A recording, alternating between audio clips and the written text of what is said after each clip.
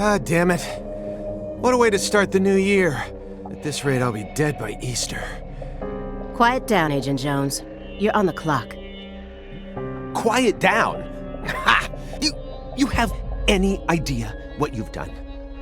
I'd be half naked in Havana right now if you hadn't shown up. Soaking up some rays, surrounded by a harem of bikini queens, a mojito in one hand, and a seafood-slathered Havana-style pizza in the other. What did I do to deserve this? Does God hate me? No. The Regional Bureau Chief merely issued a special order. Oh. Yeah. How could I forget? A special order to rob me of my well-deserved vacation. You want pizza? I'll buy you some pizza. You can find that junk anywhere. Whoa! Hey! Hold on a minute. What did you just say? Pizza?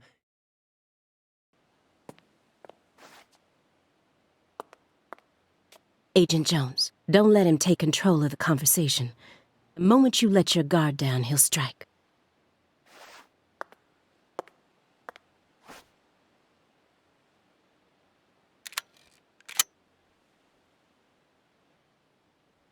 And no red, remember?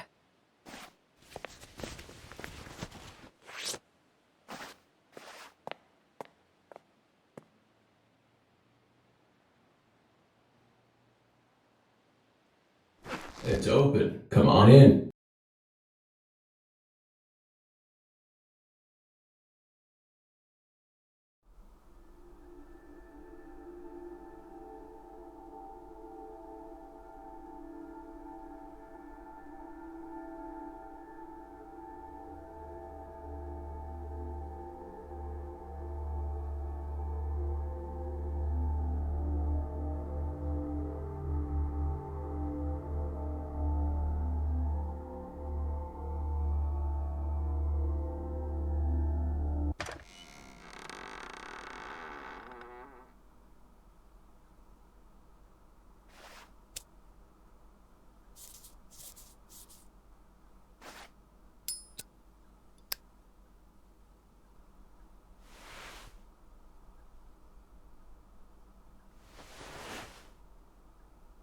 You have questions for us?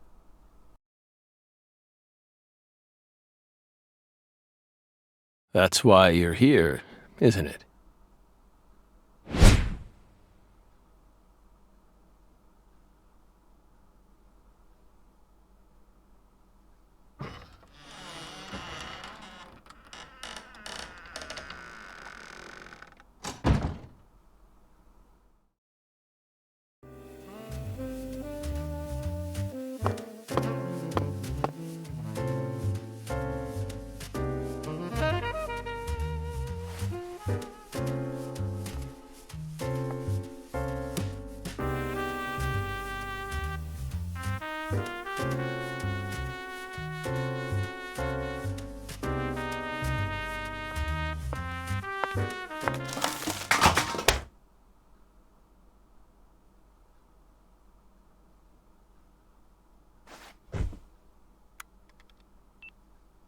Mr. Morgan, before we question you, allow me to first read you your rights.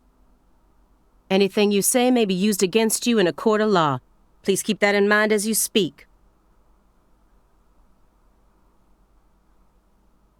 Do we have permission to film this?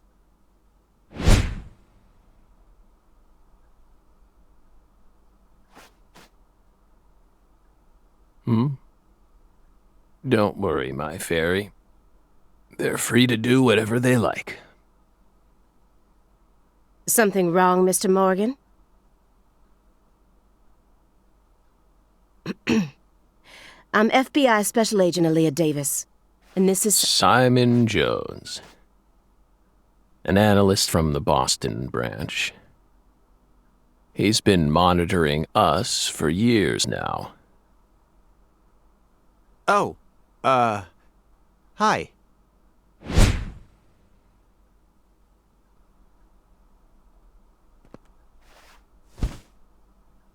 Seriously.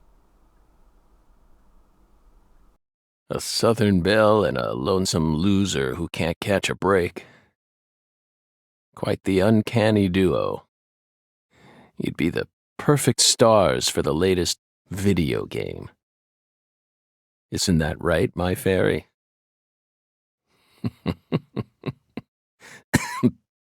How many years has it been since someone came to chat with us? Oh, but don't ask me about my fairy. That's a private matter. It's hard to tell what he's thinking, but my eyes can't be deceived. If he's hiding something, it'll come out in his face.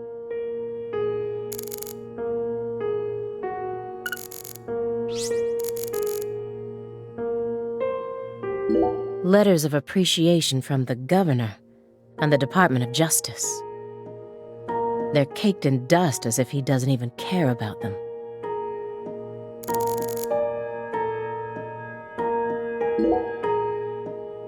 You solved many difficult cases across your career, utilizing your own unique MO. You've expertly cracked cases that were otherwise thought to be unsolvable. According to our records, after joining the FBI in 2002, you quickly solved 2 drug ring-related kidnapping cases. In 2003, you solved the inside-out flesh skinner case in the suburbs of Pittsburgh. In 2004, the Jeffrey Dahmer wannabe case in Milwaukee. And also the stuffed human collector case in St. Louis that very same year. Then, in 2005, you coincidentally happened to solve the Lise Clarkson murder case while on vacation. You went on to solve many other cases after that, all of them seemingly inexplicable. Did you really solve these cases all on your own? There are no records of you using a wide-scale investigative team or working with anyone else. How did you ever accomplish such monumental feats all by yourself? It was all thanks to our talented partner. Partner. The FBI files show no record of you ever working with a partner. Do you mean you worked with some sort of unofficial partner or an outside confidant? Our partner is our partner. We've always worked together.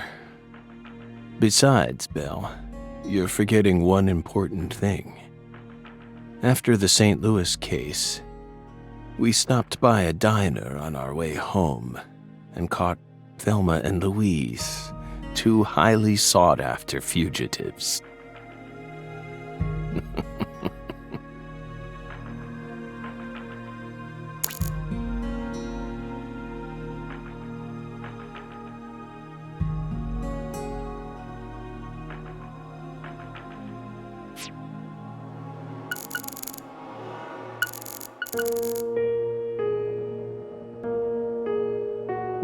This smell.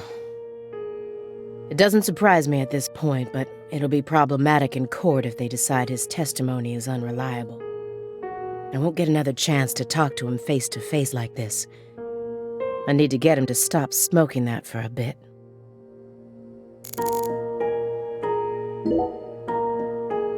Excuse me, Mr. Morgan, but would you please refrain from consuming that while we speak? I'm talking about... yes, that.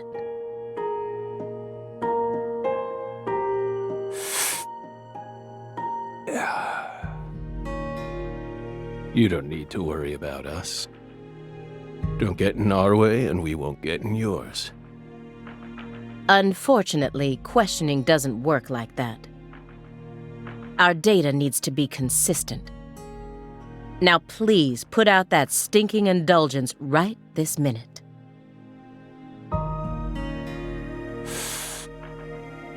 What if we say no? Then I'll put it out myself. Using force. Whoa, whoa, Aaliyah. This is Morgan's house. Besides, it's legal in Massachusetts for individuals to consume cannabis in the comfort of their own homes. And I mean, come on. It's medicinal. Exactly.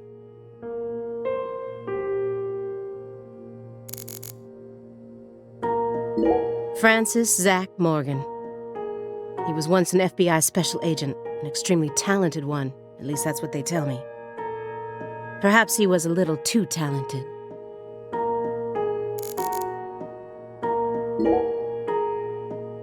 Hey, Belle. Why are you dressed so handsomely?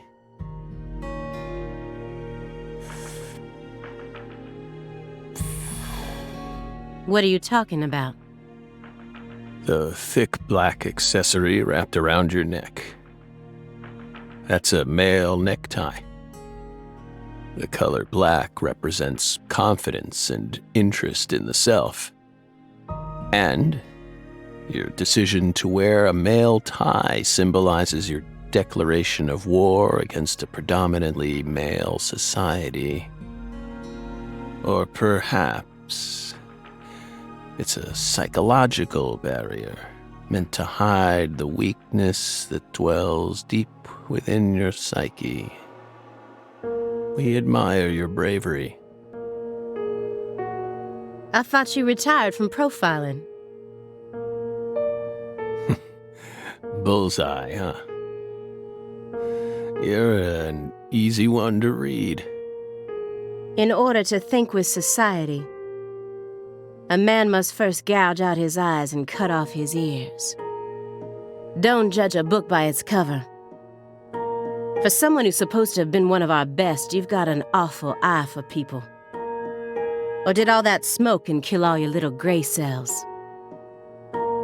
Okay, Aaliyah, that's enough. She's smart, but she's also more of a shrew than she lets on. Agent Jones, that's sexual harassment.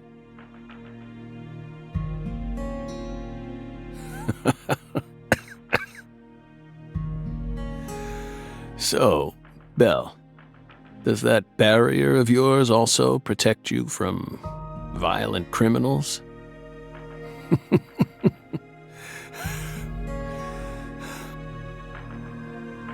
He's more dangerous than I thought. I can't read him. I'll just have to assault him head-on with questions then. First, I'll try using the files on the table to shake him up.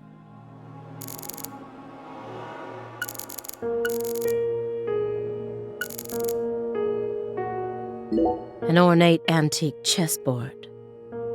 Looks like he stopped halfway through the game. But who was playing with him?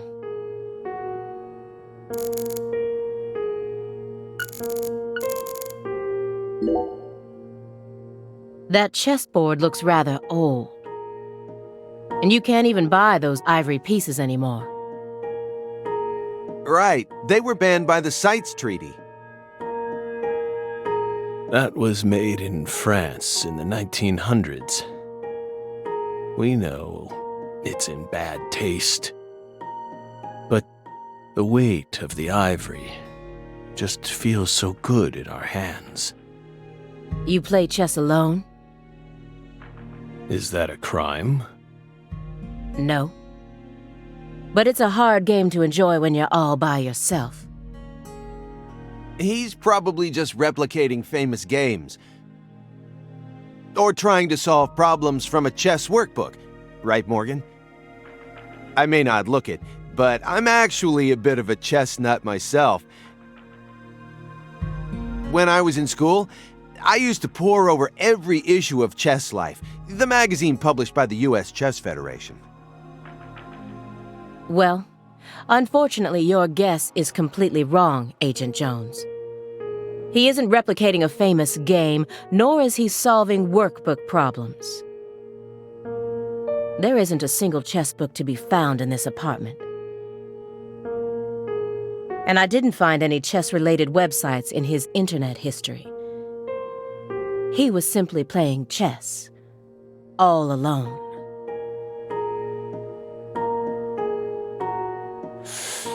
So, what's wrong with that, Belle? I don't understand it. How could a single human being seriously play as both sides? You just publicly confessed to stealing personal data. Seems like that's a much bigger problem. Oh no, everything was done in a perfectly legal manner. We simply happened to intercept a handful of data being sent out from an unknown origin. Oh, now she's really trying to scare us. Did you hear that, my fairy? Serious nightmare fuel.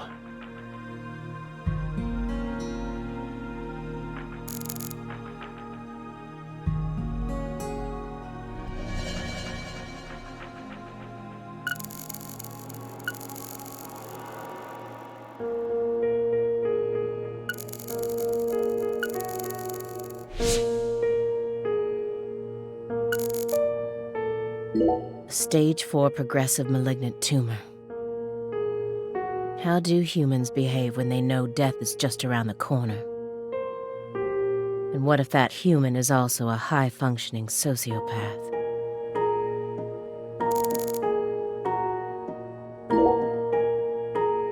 Mr. Morgan, may I ask you a question purely out of curiosity? If it makes you uncomfortable, just let me know, and I'll retract it. Belle, what's wrong? You sure put a lot of effort into that approach. It's a question about death. About this body? Are you afraid of what's coming?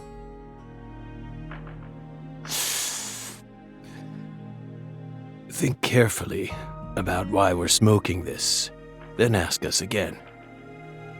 Honestly, we're not afraid. Rather, we find it intriguing. Intriguing.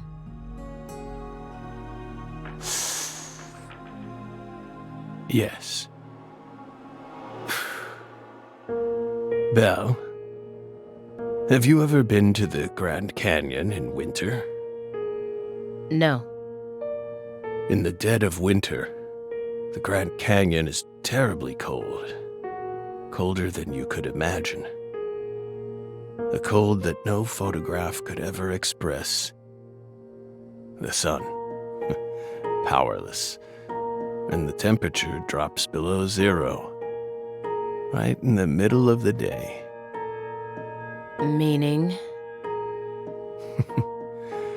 Meaning, you can't really understand something until you experience it for yourself. If you want to learn more about us, you need to gain more experience. Well,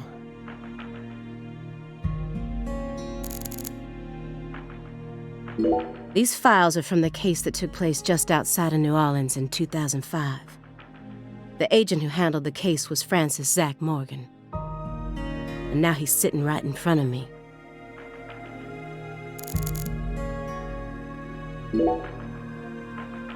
Do you remember the homicides that took place in Carré, Louisiana in 2005?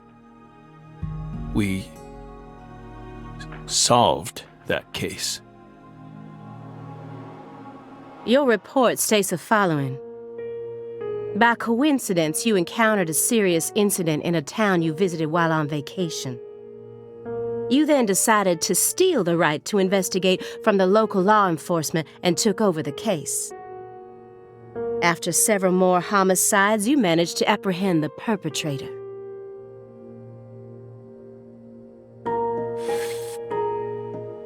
Yes. Yes, that's exactly what happened. We stole the right to investigate from them, just as you said. It all started when the body of a 16-year-old girl was discovered. You arrived in Le Carré immediately after that, didn't you? We just can't seem to keep ourselves away from dead girls. Did you really visit that town just to take a vacation? We don't know. If you already have the report, then we suggest you read it, Belle. Either way, that case is closed. Closed. You sure about that? Don't you think this puzzle is still missing some crucial pieces?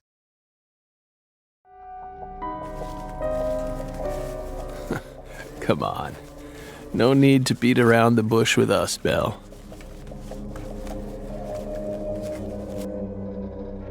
They found Lise Clarkson's body.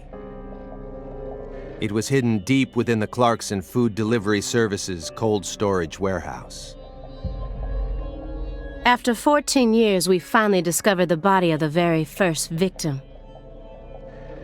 Do you know what this means? That's why we're here.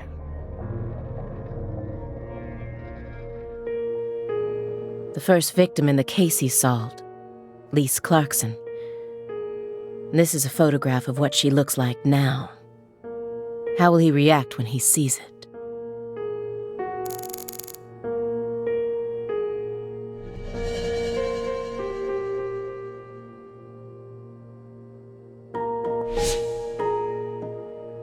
The body that went missing for 14 years was suddenly discovered frozen in a warehouse. This is some kind of message from the victim to us.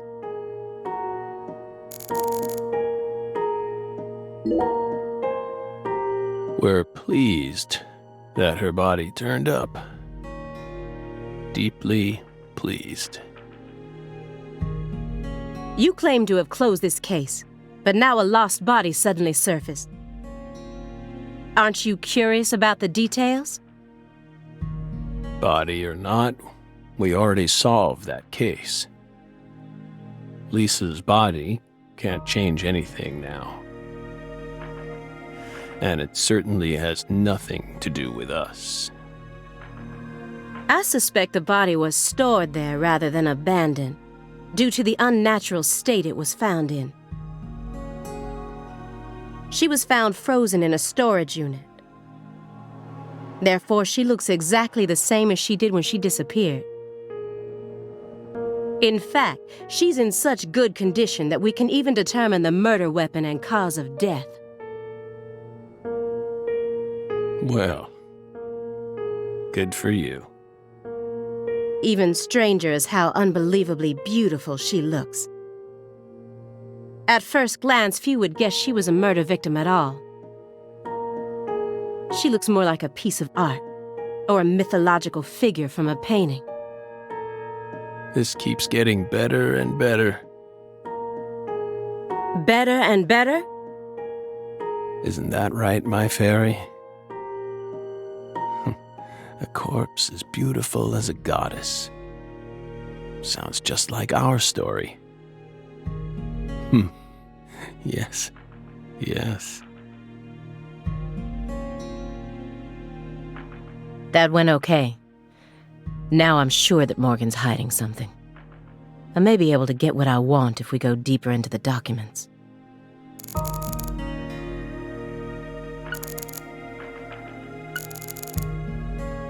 He didn't so much as twitch when he saw the picture of the body.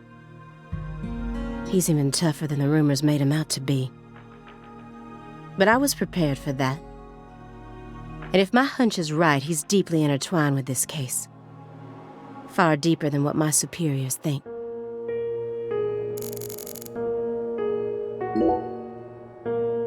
You may be wondering why we decided to unearth all these old files. Everything happens for a reason.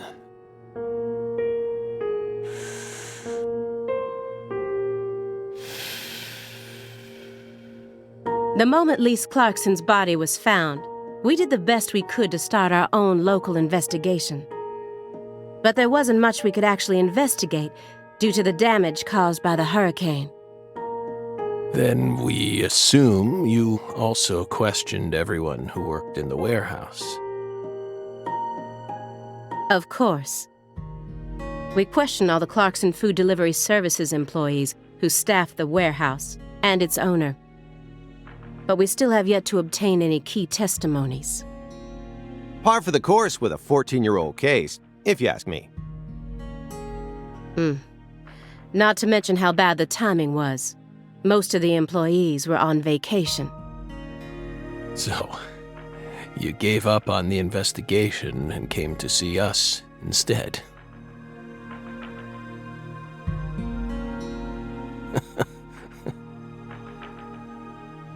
Remember what happened, my fairy?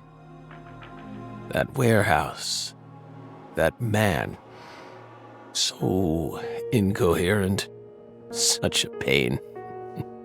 Hey, are you talking about the guy who managed the vault where Lisa's body was found? Yeah, I think he started working there in 2005. Remember, Aaliyah? You said he was a pain to deal with, too.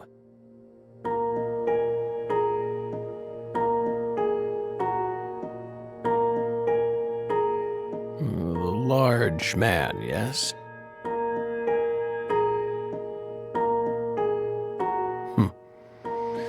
No need to answer, if you don't want to. I'm sure you've already put him under surveillance. Textbook FBI protocol.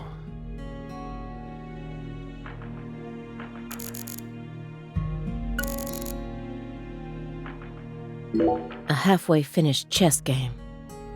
I think he was playing both sides by himself. If it was merely for entertainment, it wouldn't be a problem. But I know that every action he takes has its own special purpose, especially now that his remaining time is limited.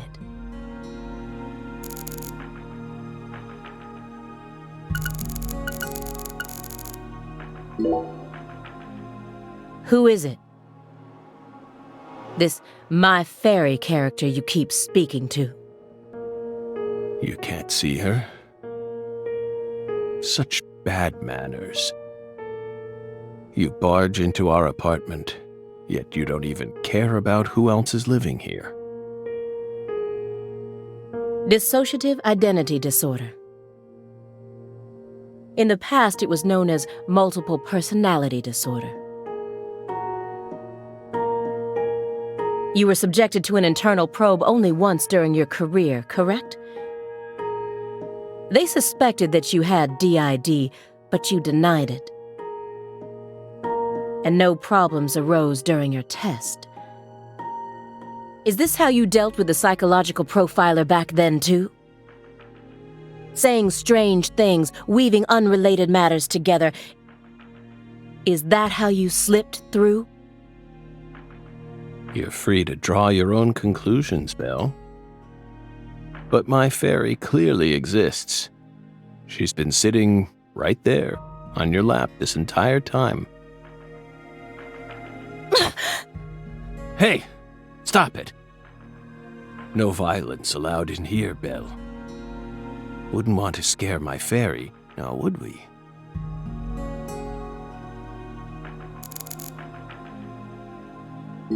The person who originally admitted this report was his superior, Robert Abrahams, current chief of the Boston branch.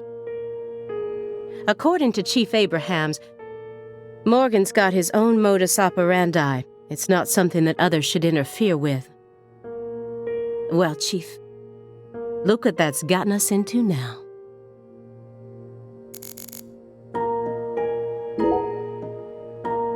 Isn't there someone else you should have talked to? Before coming to us? Such as... We were unable to reach Patricia Clarkson. You look surprised. I thought you already knew. After all, you visited Louisiana last week. We assumed you met with her during your time there. We haven't been to Louisiana. Not in 14 years. Is that so? We've been right here in our apartment this entire time. That man is our witness. Aren't you, Simon? He's right. He didn't even take a single step outside on Christmas Eve. Which means that I didn't get to either. Are you positive about that? I took the liberty of checking some airline records. Last Friday, the name Billy Bishop was listed on a morning flight out of Boston. This is the fake name you used to use as an agent, isn't it? A mere coincidence. Yet that's not all. That evening on the same day, a man with a large scar on his forehead allegedly purchased an '89 Cadillac from a small used car lot in Carré. He reportedly said he wanted something old, big, and strong. The owner of the car lot felt it was a strange order, so it stuck in his mind. Our world is filled with mysteries. And they always have the most bizarre timing.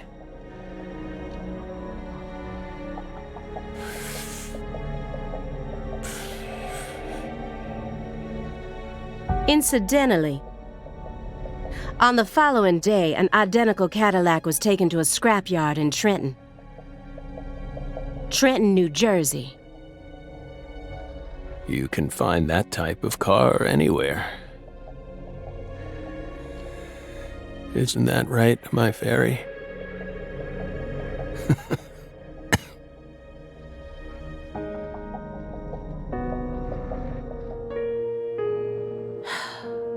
Morgan's right. Everything happens for a reason. Even this messy room. There must be a reason for it. Especially when it comes to those strangely tidy spots. They're practically begging me to question them.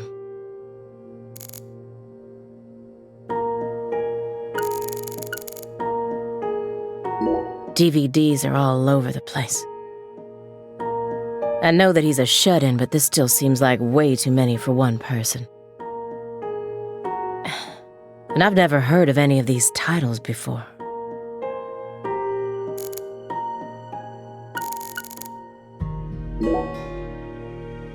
A stinking indulgence, and a massive DVD collection.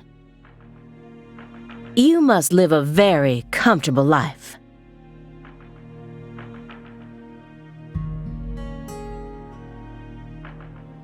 We're retired, remember? Retired in your 40s. I'm envious. But who doesn't love movies, Belle?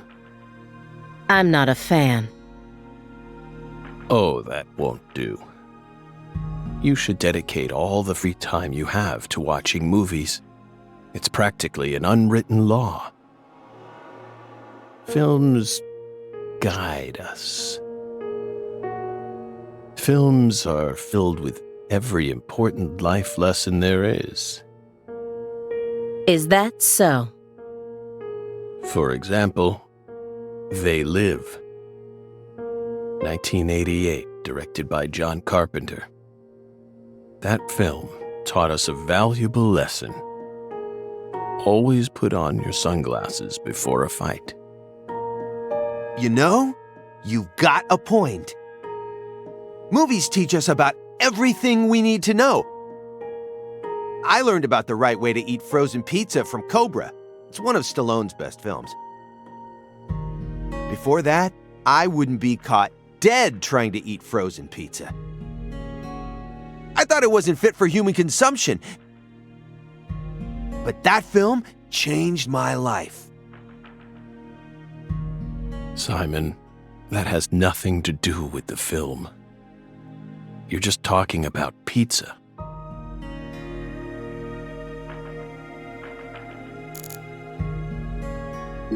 Poly MVA supplements. And a home IV kit. It's probably filled with highly concentrated vitamin C. He said that being on the verge of death is intriguing. But then why does he have such an elaborate home medical care setup? How does he truly feel?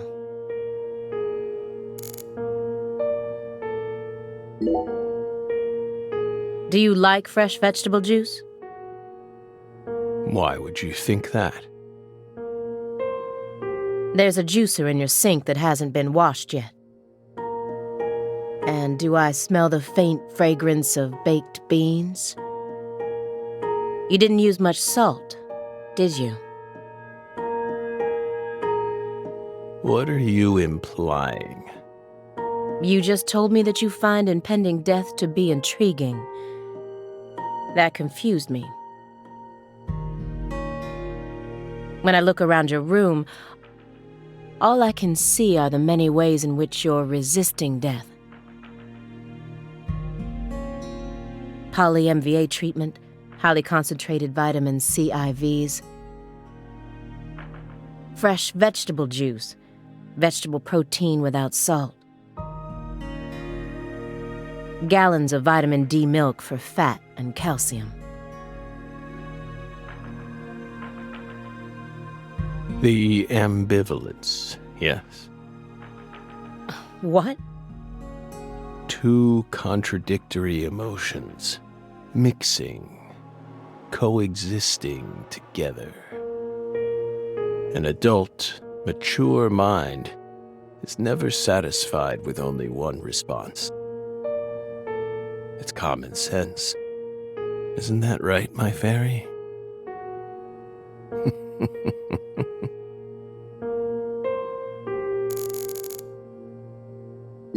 This room's a total mess, but certain spots look perfectly clean. Is it just a coincidence? No. There are no coincidences with this man.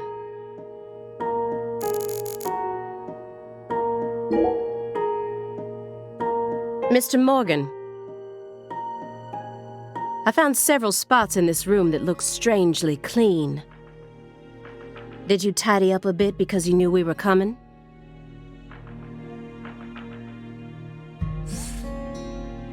Those are sanctuaries.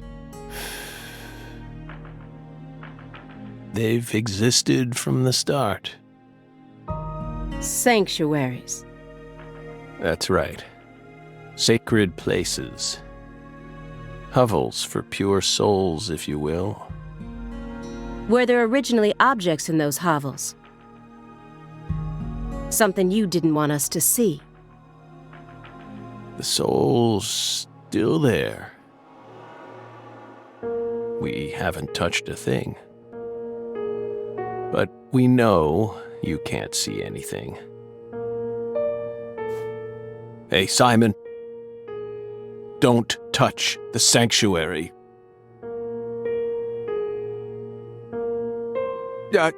Sorry. That's a sanctuary. Don't ever touch it again. You've been watching us for 4.5 years, and you couldn't even figure that much out? My bad. It's my first time actually coming inside, you know. You're earning far more than you deserve, then. What were you doing all day in that black Suburban?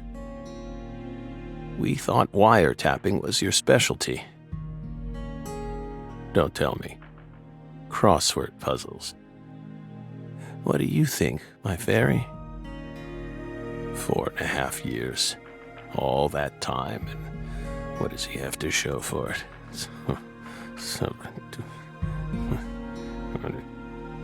Crossword puzzles? No way. Come on, I thought you knew. I'm a Sudoku guy. Agent Jones. Oh, right. He's completely taken control of the conversation. At this rate, we'll never get anywhere. I need to press him some more.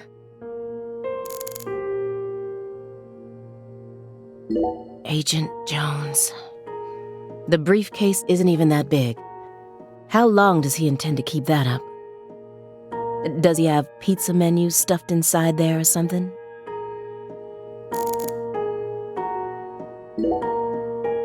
Agent Jones?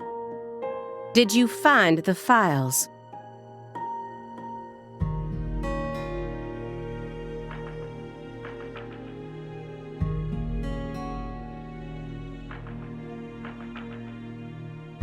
Mr. Morgan, do you recognize these files?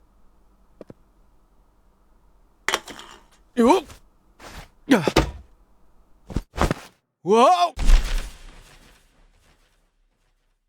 Ow! We told you. That's a sanctuary. Let him go! Assaulting an FBI agent is an obstruction of justice! We told you. Go. Ah! Say back. Stay back. Sanctuary. Down. Savannah. Ah! Ah! Ah! Yeah.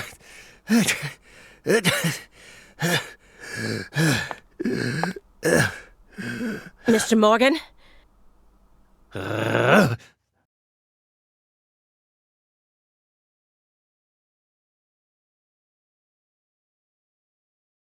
cut my finger with that can opener this morning. I thought I stopped the bleeding, but it seeped through. How could I be so stupid?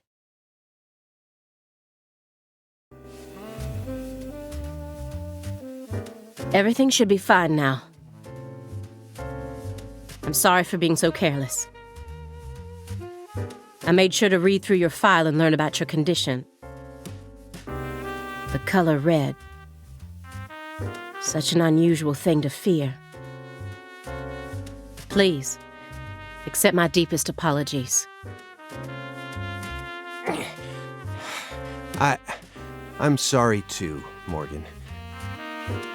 I don't know what I was thinking. I'll never touch one of your sanctuaries ever again. And no more red, either.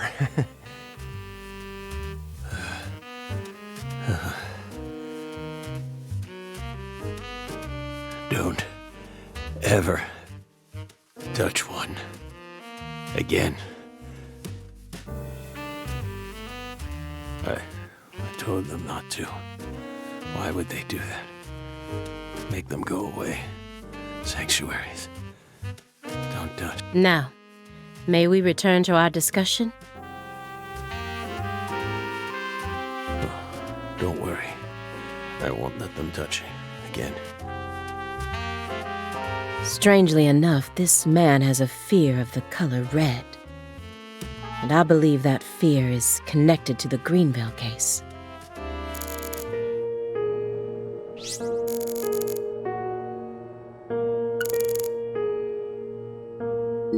Soon after Agent Jones started monitoring him, he was ordered to go through Morgan's trash.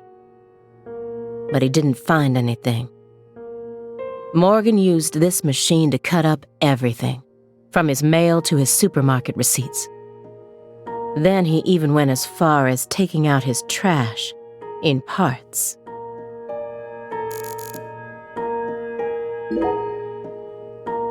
This is a very large shredder. Is there something you don't want people finding out about? Good question. But we never know when some curious civil servants may come and sift through our trash now, do we? You're already retired.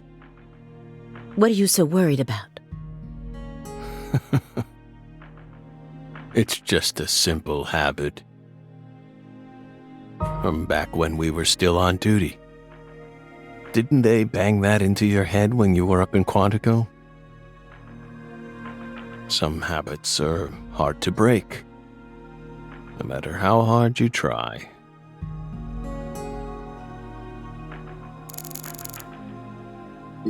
Here's another empty space. What does the word sanctuary really mean to him? Hovels for pure souls.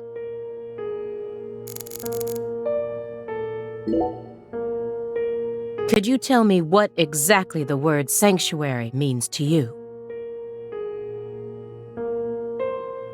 Sanctuaries are sanctuaries. Nothing more and nothing less. That doesn't explain anything. Why do you wish to know? Just curious. Belle, you're a much ruder person than you initially seemed to be. Don't you agree, my fairy? What do our sanctuaries have to do with the investigation?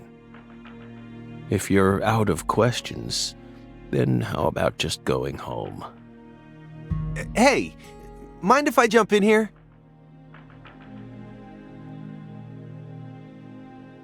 What is it, Simon? We hope you've got a real question for us. Well, actually, I'm also a little curious myself. No one's supposed to touch any sanctuary, right? That's what we said. What about you, though? You can't even touch them yourself? Are there any extenuating circumstances? What are you getting at? I mean, I doubt if any of this really matters, but if no one can touch the sanctuaries, then how do you clean them?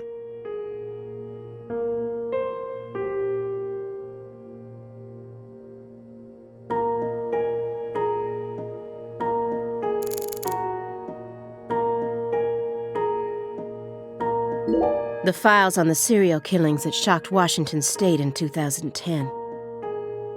Officially titled the Greenvale Case. I never thought I'd take out files from a case I first heard about on the news.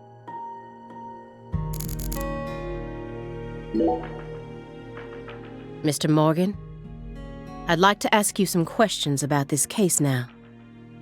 We don't want to remember that town. I'm sorry, but there's no way around this. I remember hearing about this case on the news when I was still a student. A high school girl named Anna Graham was murdered and the FBI stepped in to take over the case. I also remember it becoming a sprawled investigation due to evidence found in the victim's throat. Is that correct? After that case, you went on sick leave for 2 years. And when you returned, you requested to be switched over to desk work. What happened? That's a private matter. None of your business, Bill. Were you traumatized? It's a common problem with prolific agents such as yourself. But there's another possibility that may make more sense. Perhaps you simply finished making preparations.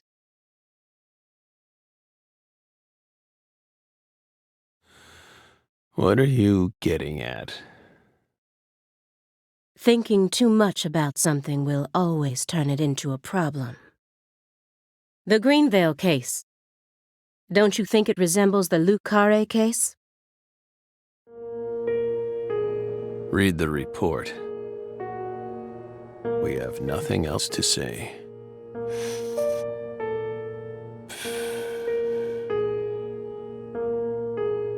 I just need one more push. One more thing that can summon up the past.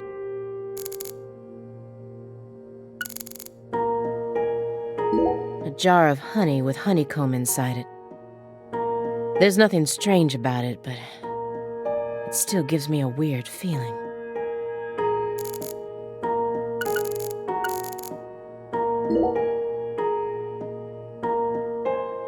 That's royal jelly. Huh? You were staring at the jar, weren't you? Do you find it strange that there's honeycomb inside? We wanted to harvest royal jelly in its most natural state. The queen's main food source, created from the worker bee's secretions. It's a perfect food, filled with power, meant to fuel the birth of the next queen. By absorbing it into our own bodies, we too can acquire that power. Incidentally, did you know that all the worker bees are female? No. Guess they didn't teach you that at Quantico. Male bees are only born to inseminate. And they're born from unfertilized eggs to boot. They have short lives and don't even get stingers. Sort of feels like a glimpse into the future of our society, wouldn't you agree? Women are gifted with the power to conceive, give birth, and nourish their children. But men are consumed with the job of providing women with the chance to do so. If women no longer had to rely on men for the seeds of life, they would soon cease to desire them, we believe. Be careful, Simon. Huh? Of what? Your Belle's already stolen the reins from you.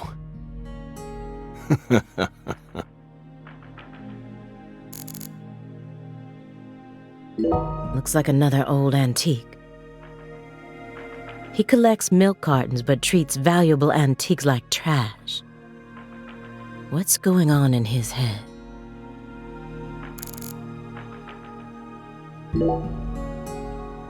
The silver clock in that trash pile. Is that an H5? That's right. John Harrison's 5th chronometer, completed in 1770. After many years, he completed it and presented it to the Board of Longitude in order to end their feud with him. That's only a replica, of course. You like clocks? Clocks are amazing. Prime fruit of the human race's intellect. We took the invisible idea of time and manifested it in these. Yeah, I love clocks too. Absolutely fascinating. I disagree. Oh? Why? Time is valuable precisely because it can't be seen. Yet nowadays people can't tell what time it is unless it's measured in numbers. Talk about idiocy. I don't mean to side with the Board of Longitude, but remember, humans used to cross oceans with the stars alone. We have our eyes to read moon charts and study the sky. We don't need clocks. What if it's cloudy or storming? All you need is courage and a love for adventure. Hear that, my fairy? Courage and a love for adventure? Come on, Belle. Surely you know how many lives have been claimed by your pals' courage and adventure.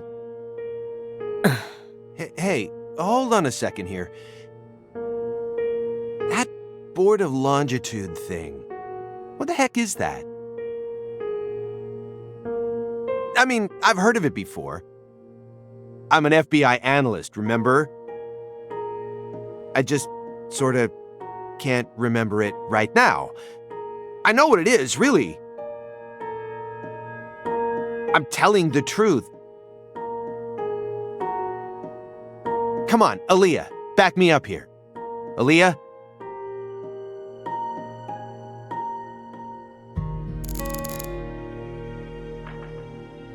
A picture of a leaf. This isn't just a picture of any leaf. It's the most important leaf. The belief in truth begins with the doubt of all truths in which one has previously believed. It's time to get down to business. Mr. Morgan, please look at this. What did we just say? We don't want to remember Greenvale. This isn't a photo from Greenvale. Look closely at it. Former Special Agent Francis Zach Morgan.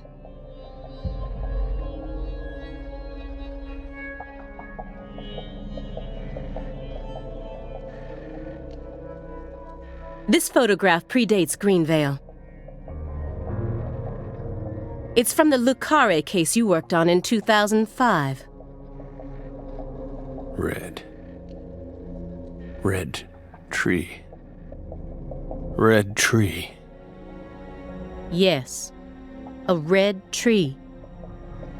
Greenvale wasn't the first place you saw one of these. The Greenvale case and the Lise Clarkson murder case. They're connected by these red trees, aren't they? Red trees. Both places. Growing. Roots. Seeds. Trees. Answer me. What are these trees? Red trees. Figured it out. Yes, smarter than we thought. Connection. I want the truth. Tell me everything you know.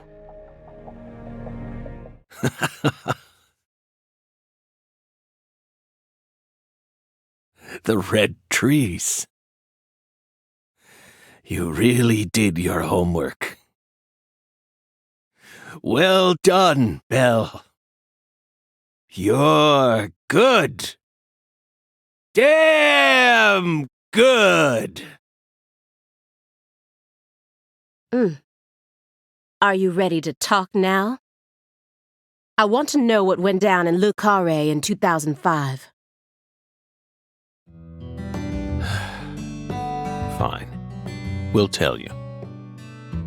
We'll tell you what happened in that town. Yes. It was that red tree. That red tree ruined my life. It was a sultry summer day. The sun comes down hard on you in the south, like a torrential downpour of demonic whispers. It all started back in that sweltering summer. We still had our best friend with us back then. The other me. My better half.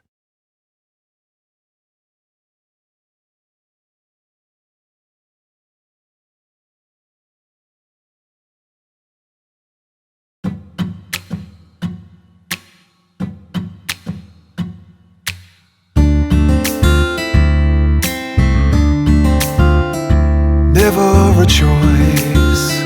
When somebody needs you, you can't turn away. You're their only lifeline, just a hero, a bullet for hire, working alone. Always a voice, a cry in the darkness, an echo of pain that's been long forgotten, but it haunts me, my destiny to be alone. There's a time when you see life for what it's gotta be. You should know they'll destroy you. A call to me to keep searching, walk alone.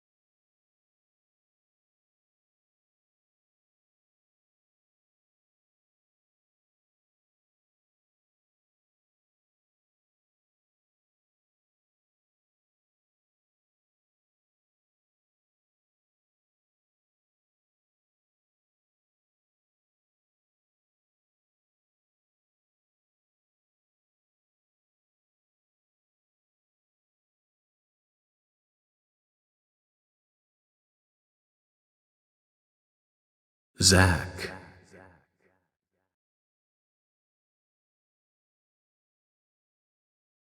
Zach. Can you hear me, Zach?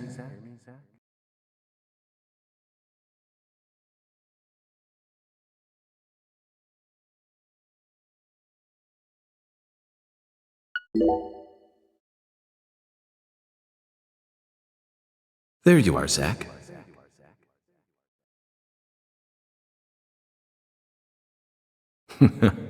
Sleeping again?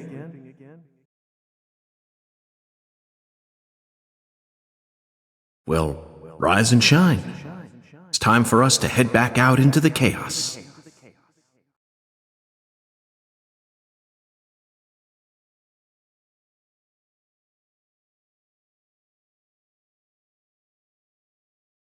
Isn't that right, Zach?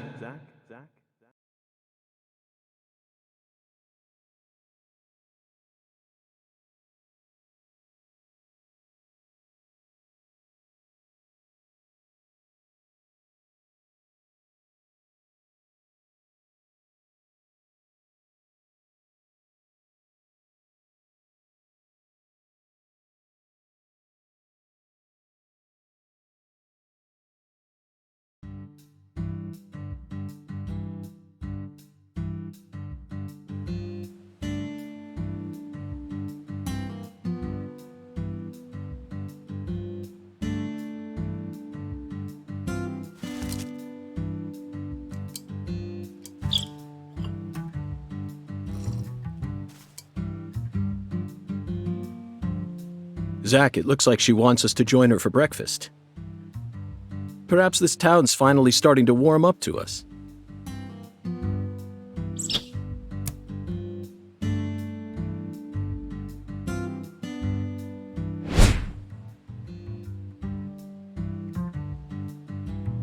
Look at that, Zach.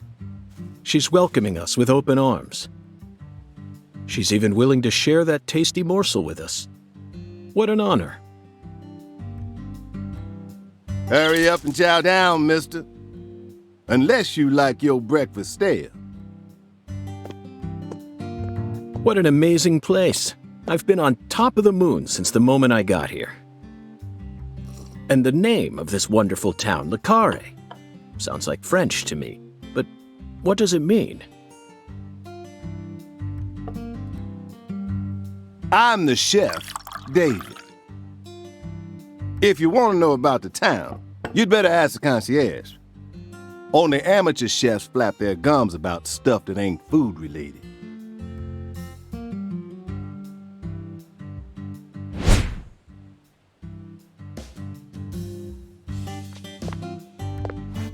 Did you hear that, Zach? He's a true professional. You say something, mister? No, not to you. I was just talking to Zach.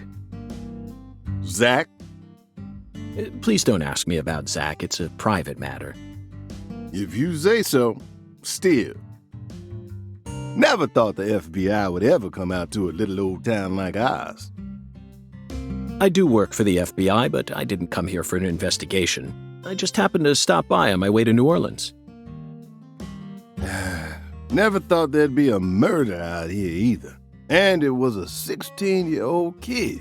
Now I tell you, this country's seen better days. What you reckon, mister?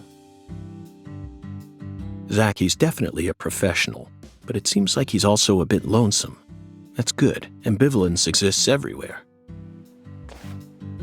Folks say the killer used an axe. Hell of an old-fashioned choice if you ask me. Actually, Chef David, if you don't mind, I'd like to ask you a few questions about the incident. Well, shoot. I ain't the one you ought to be asking, Mr. FBI. I only heard what I heard. But seeing as you're fixing to grill me, I can tell you what I know. Please do. I appreciate it.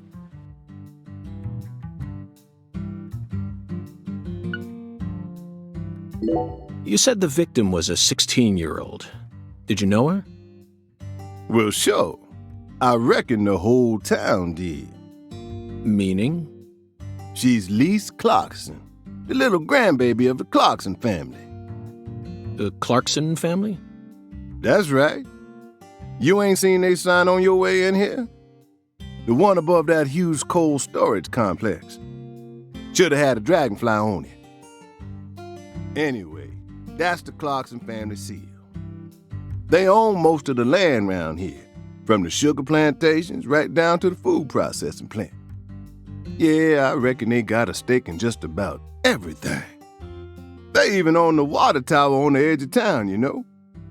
They're the ones who built up this town, and they still support it.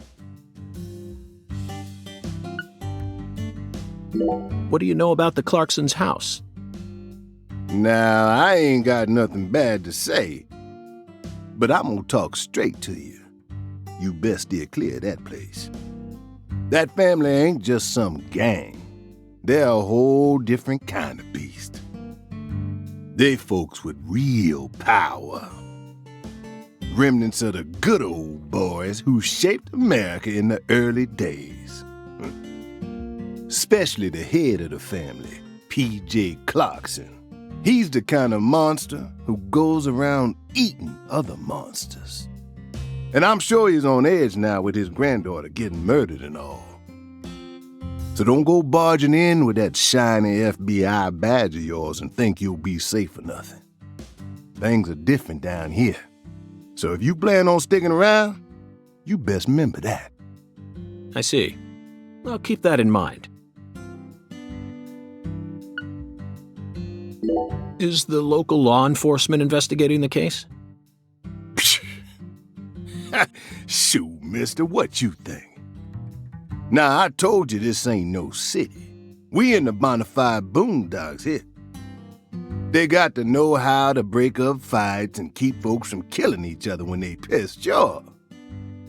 They sit down and talk it out with you heart to heart, and when that don't work, they just beat your ass. That's the Deep South for you. This murder ain't like that, though. A little kid got killed. A weird way, like something on a TV show. The sheriff's department ain't never seen nothing like this. Live and Let Die, Angel Heart, and The Pelican Brief. Right? 9 out of 10 people will name those titles when you ask them to think of a film set in New Orleans. They're all excellent movies, but to me they lack realism. Due to my line of work, I have a tendency to think deeply about what feels real and what doesn't. What's your point? Cat people. That's my point. Cat people. 1982, directed by Paul Schrader. The crowning achievement of Nastasia Kinski, the ultimate muse of the 80s. The most vital element of that movie is the reality it depicts. Leopards who turn into humans have intercourse with humans and turn back into leopards. Then they can only turn back into humans again if they mutilate their lovers. I was awestruck by the sheer reality of it all. Understand? I'm talking about hyperrealism. After watching it, I felt like I just had to experience the world of cat people for myself. That's why I decided to visit New Orleans. Okay. Another vital element of cat people is the presence of Malcolm McDowell. Malcolm McDowell from Blue Thunder. Oh, talk about a masterpiece. Listen carefully, David. Only an amateur would call A Clockwork Orange his best movie. His best movies are Cat People and Blue Thunder. Period. You need to remember this, because it's the truth. Whatever you say, mister. So, what's your point again? Never mind, don't worry about it. I already covered all the important parts. When you say it was like something from a TV show, what exactly do you mean? Hey, mister. Why do you look so excited, huh? Like a kid asking grandma to read him a fairy tale. I just can't seem to keep myself away from young women who died in bizarre ways. Well, I ain't seen it with my own eyes, but folks say they found the body hanging under a bridge on the bayou. And under that bridge, there was some kind of altar. An altar? Like something they use in black magic. Something horrible. Voodoo? Nah, wasn't nothing like that. Just a weird altar. That's all? Oh, and the body was all cut up in pieces, scattered around the altar like. So she was sacrificed. That's what the fella who discovered her said, yeah. Bingo, Zach. This case has got our names all over it. By the way, Mr. FBI, I ain't seen a car in the parking lot. How'd you get all the way out here, huh? Don't tell me you walked. Well, that's a very good question. Chef David, you've got a sharp eye. It's true that I didn't park my car in your parking lot. Do you know why? Can't say I do. Because it was stolen. Huh? But you with the FBI, right? Even FBI cars can be stolen. It could happen after you park your car on the side of the road and go off to do some legwork. When you're eating lunch, when you're watching a movie, when you're asleep at night, when you're buying cigarettes at the local supermarket. Your car can be stolen anywhere. That's precisely what it means to be an FBI agent. In my case, my car was stolen while I was on my way down here. But no need to worry. I already reported it to the local authorities. And I've also already acquired another mode of transportation. Another mode?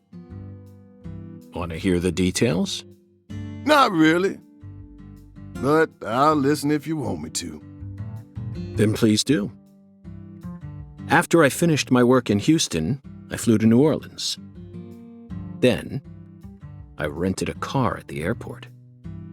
Whenever I visit the West Coast, I always rent a convertible. Especially in California. But now I'm in hot and sticky Louisiana. So, I decided on a brand new hybrid car with a fully equipped air conditioning system. A hybrid car? Oh yes, they're marvelous. Vehicles that utterly defy everything you think you know about cars. Now, in the year 2005, it feels like we've finally entered the 21st century. Stomp down on the gas all you want. The engine won't make a sound. It's silent? At first, I felt like the landscape was moving past me on its own. Give it a few more years, and I'm sure we'll start seeing cars that run purely on electricity. And who knows? In a decade or so, electric sports cars may end up lining the parking lots of Silicon Valley. I can see it now. It's the world of The Last Starfighter. 1984, directed by Nick Castle. It's famous for being the first film to utilize realistic CG, but I couldn't care less about that. See, I was mesmerized by the beautifully refined mech designs. It even made me wish that I could be one of them myself. Especially the Gunstar spacecraft. No other sci-fi movie has ever had. So, where'd your hybrid car get stolen? Sorry, I got off topic. I noticed it was missing after I finished my lunch and walked out of the diner. Incidentally, this diner was located at the entrance to a small town just south off the I-10. I went out to get back in it, but my hybrid car was nowhere to be found. I remembered exactly where I parked it, right between a blue pickup truck and a hedgerow. But when I came back from lunch, it had completely vanished. In short, someone stole it. And in its place, they left me this. What? A skateboard. A skateboard? Yes. While I was sliding my lunch into my stomach, someone was busy replacing my brand new hybrid car with a wooden board attached to 4 wheels. Remarkable, don't you think? So then how did you get here? By riding the skateboard, obviously. Why do you look so surprised? No, I couldn't ride the board very well at first. But by the time I hit the 3-mile mark, I'd more or less gotten the hang of it. By the 10-mile mark, I'd even learned to do a few tricks. It was a journey of self-discovery. Not even I knew I had this latent talent sleeping inside me. This summer's gonna be another hot one. It's supposed to get over 95 today. Watch out you don't go getting heat stroke. The Lise Clarkson case needs us. Don't you think so, Zach? The cat people are what guided us to New Orleans. We should be thanking Malcolm McDowell. Once we get home, let's watch Blue Thunder again. I'm already looking forward to it. Aren't you, Zach? Zach. The searing light. These scents. It's the deep South. That was a fabulous breakfast. You're the world's greatest chef.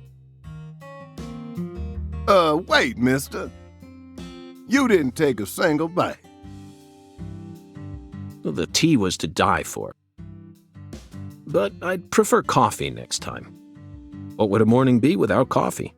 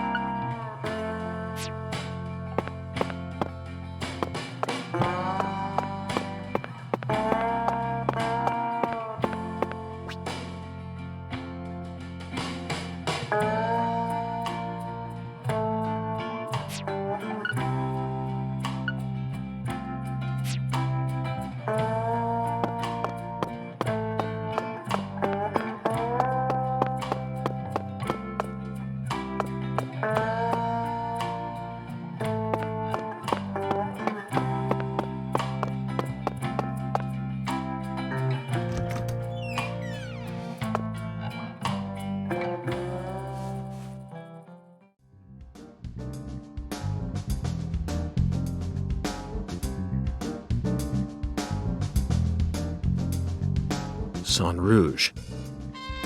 We've been chasing it all over America. But I feel like we're finally on the verge of finding something now. Don't you, Zach? I think it's about time we ordered a new briefcase. Yes, I know this one carries a lot of memories, but it's seen too much. This hole's from the shootout in Tucson. And this stain's from Miami. Miami. Now that was a fascinating case. Billy, our perp, cut his own torso right in two. Even with the help of the drugs. A feat like that still requires incredible mental fortitude. I was so impressed that I forgot I'd left my briefcase on the floor. Same floor his blood gushed out onto.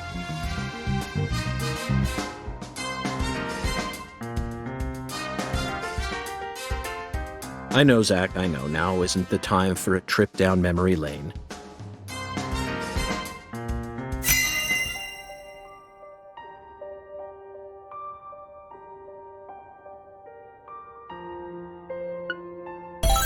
An emergent drug that's been on the rise in 4 southern states.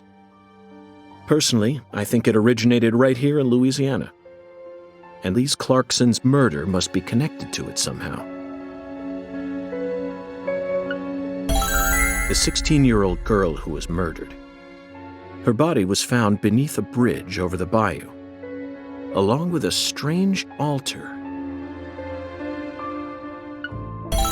The powerful man who essentially controls the town of Carré, and he seems to be more fearsome than your average gangster. I doubt he'll be willing to cooperate with any law enforcement, Zach.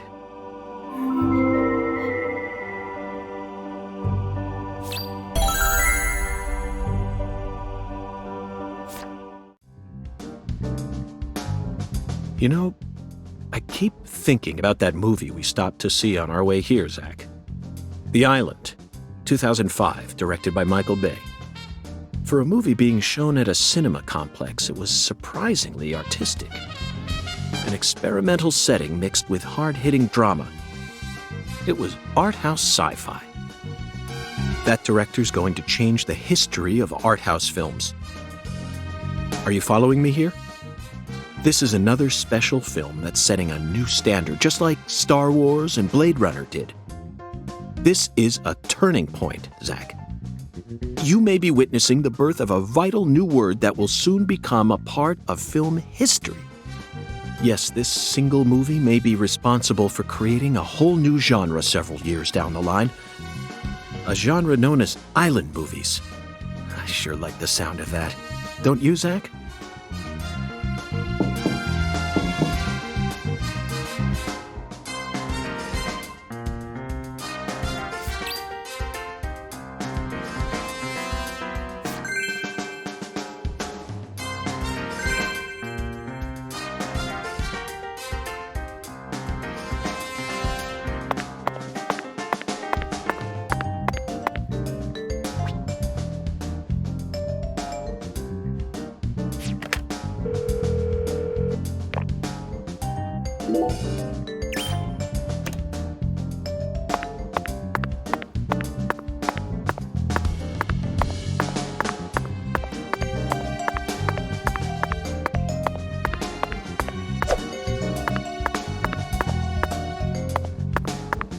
I'm very satisfied with the decorations and the size of this closet, Zach.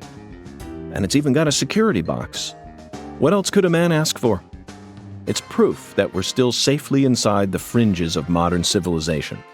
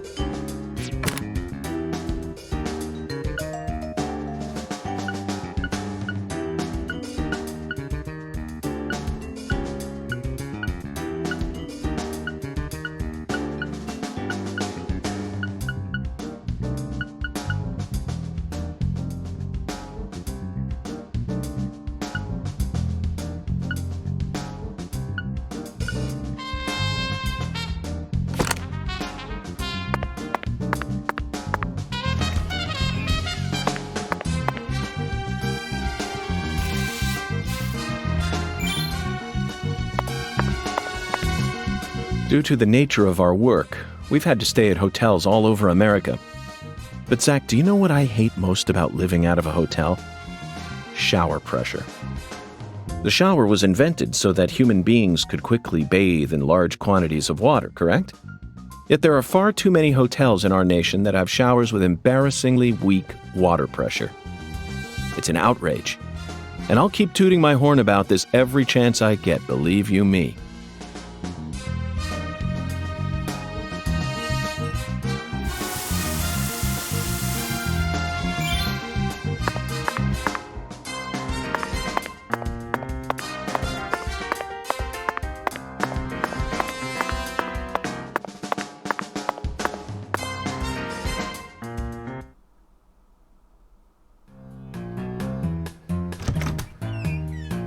Hey there, Chef. What's cooking? Chef, what are you talking about, sir? I'm the concierge, David.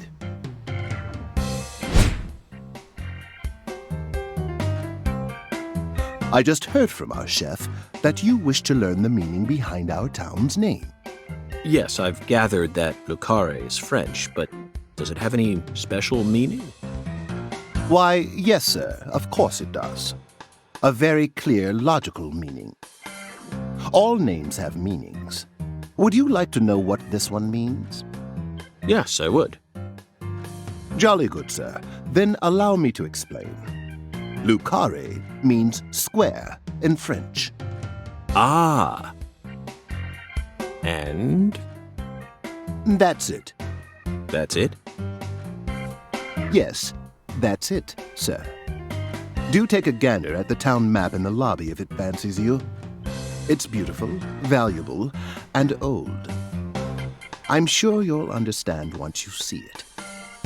Now, please excuse me, sir. If you ever need anything, please don't hesitate to ask.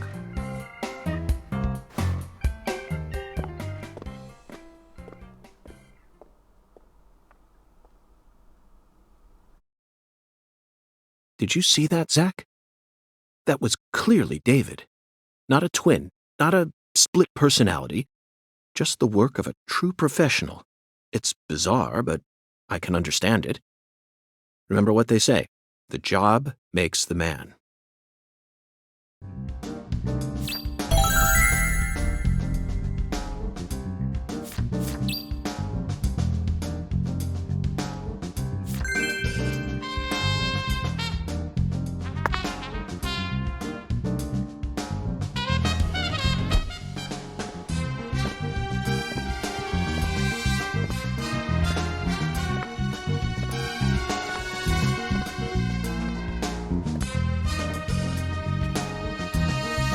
Do you feel that, Zach? Dozens of paintings no one will ever see. The faint scent of tobacco baked into these walls for over a century. Now that's what I call a hotel.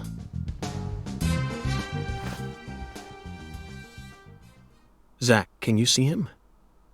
His fashion sense is beyond me, but he appears to be a gentleman. Perhaps we should talk to him.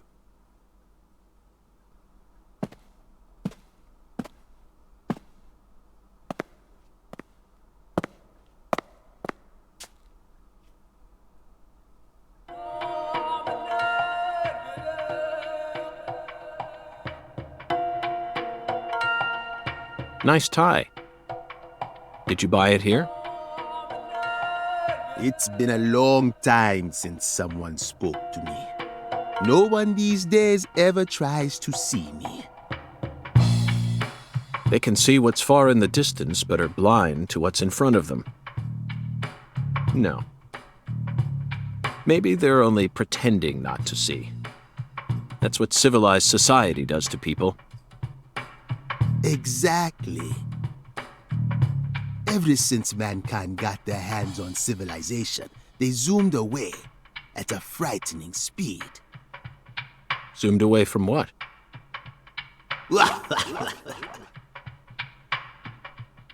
Don't be a fool. You know the answer.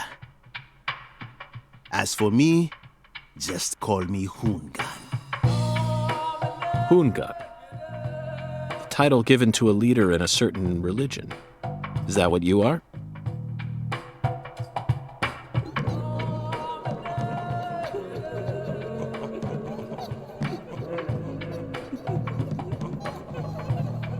Do you comprehend the Oracle? The Oracle. Put on your religion hat, Zach. Here we go. Fell 10 maidens in the shrine of hunger. Find the flying serpent in the ambiguous zero. Dance with the flying serpent, and you will glimpse the other world. 10 maidens and an ambiguous zero. Got it. But what do you mean by otherworld? Follow the Oracle.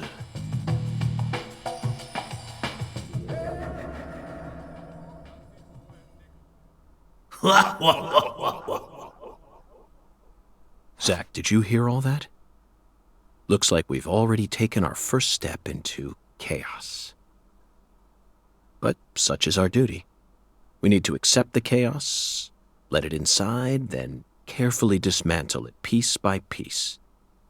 And after we've put all the pieces back into their rightful places, the truth will reveal itself. Let's capture the truth and present it with a shiny pair of silver bracelets, Zach.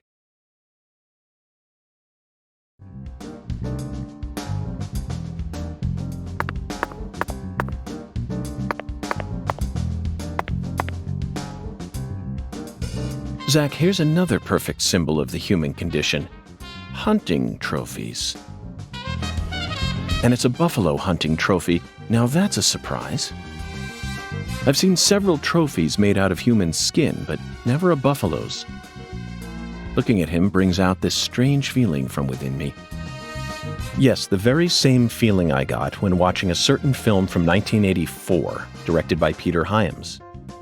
2010. The last scene in that film filled me with such a sublime, majestic feeling. It was filled with everything that was missing from the finale of 2001: A Space Odyssey. Just talking about it makes me want to watch it again. Let's watch it once we get home.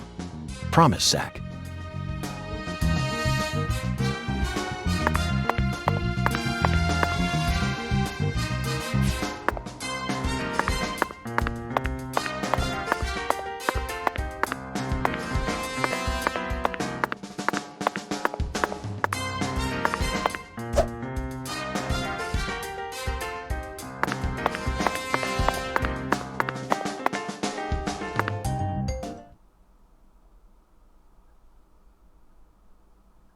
Zach, this is Carré. I think I'm finally starting to understand what our concierge was trying to say. You can tell this town was built by a very methodical person. No, wait. Maybe they just didn't care, and that's why it ended up this way. It's just another symbol of mankind's obsession with molding nature to fit our own rules.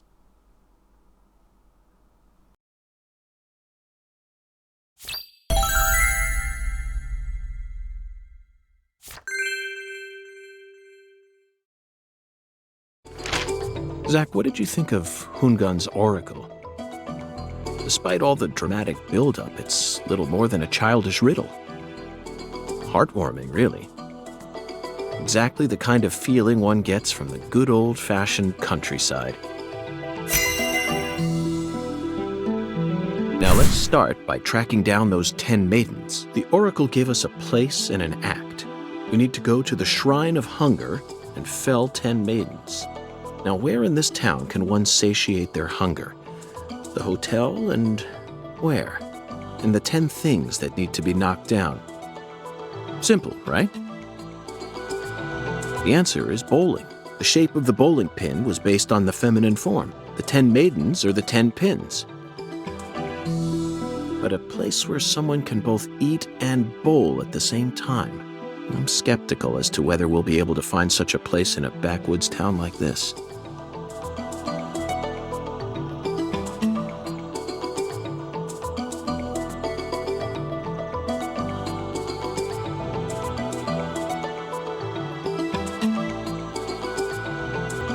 Very funny, Zach. Now it's time to get serious. You already know the answer, don't you? Now let's start by tracking down those 10 maidens. The Oracle gave us a place and an act. We need to go to the Shrine of Hunger and fell 10 maidens. Now, where in this town can one satiate their hunger? The hotel and where? And the 10 things that need to be knocked down. Simple, right? Alexis's Diner and Lane.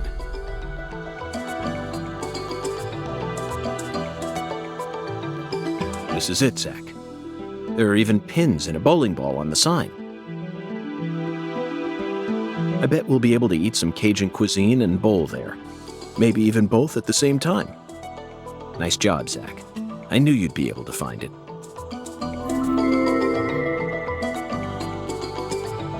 Now for the other oracle. There's no flying serpent on this map. Could it be a contrail or perhaps a dragon? I'm sure we'll find out later. First, let's just figure out where we need to go. Do you know what the ambiguous 0 represents? 0 is usually treated as a base number, but under what conditions would a base number be ambiguous? The answer is temperature, Zach. Yes.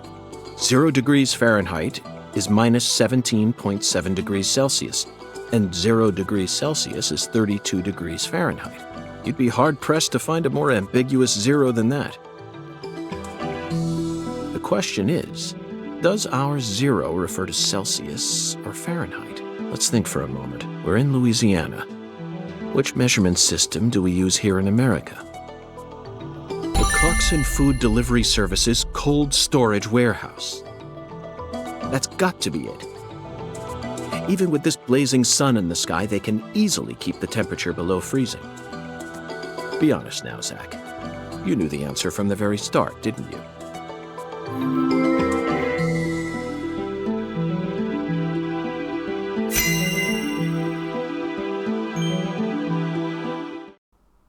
And how about that Hoongan? What a mysterious character. His oracles may end up determining how much time we spend in this town.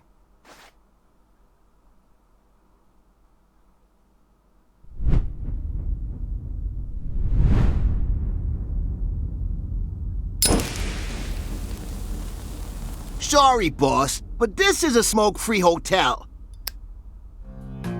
If you're dying to smoke, head out the entrance and you'll find a smoking area in the rear parking lot. Don't tell me. You're the At bellboy. your service, boss. Are you good friends with the concierge and the chef? We work at the same place, yeah. But, I can't really say whether we're good friends with each other. We're all professionals, though. Nothing more, nothing less. I believe we've struck gold here, Zach. It just screams Deep South. Actually, no, it doesn't. This is all his charm. So, if I want to smoke, I should go out the entrance and around to the rear parking lot? Bada bing, bada boom. Okay. I'll play by your rules.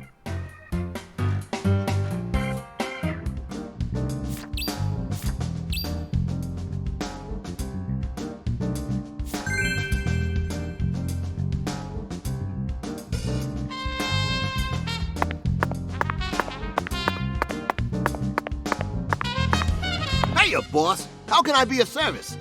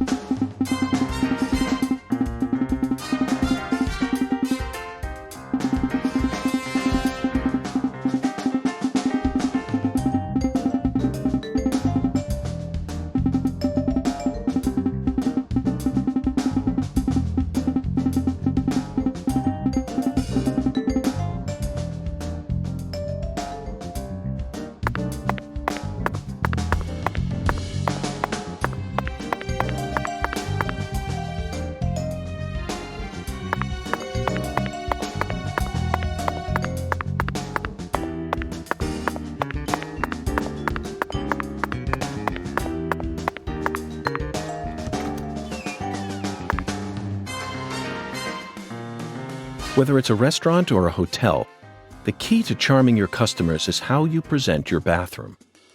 I'm sure you feel the same way, don't you, Zach? Now this is the kind of bathroom a person can really get excited about. It might even trump the one we saw in that drug dealer's house in Austin. Remember? The art piece on display in there utilized the natural curves of human ribs in such a novel way. It was truly brilliant.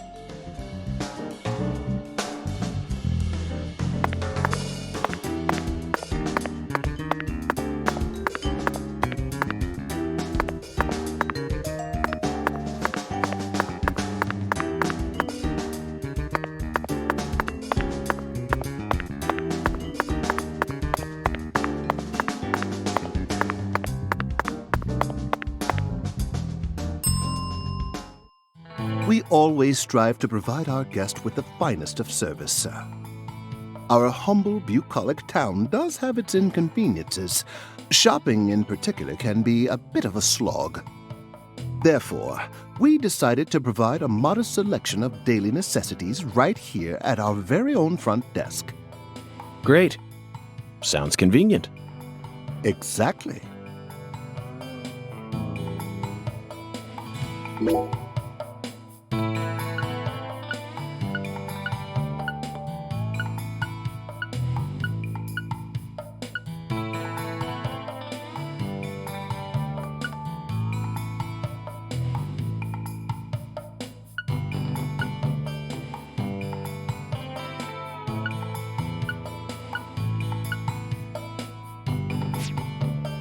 Serving you is my greatest pleasure, sir. Please do let me know if there is any other way for me to assist you.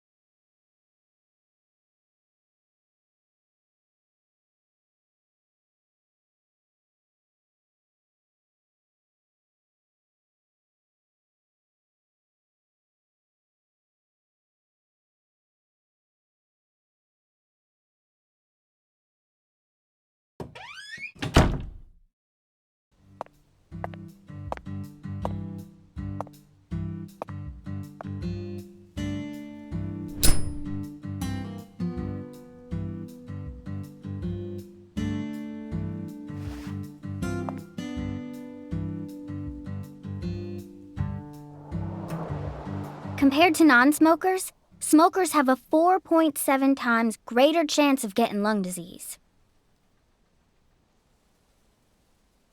You know that means it's more likely than getting asbestos poisoning?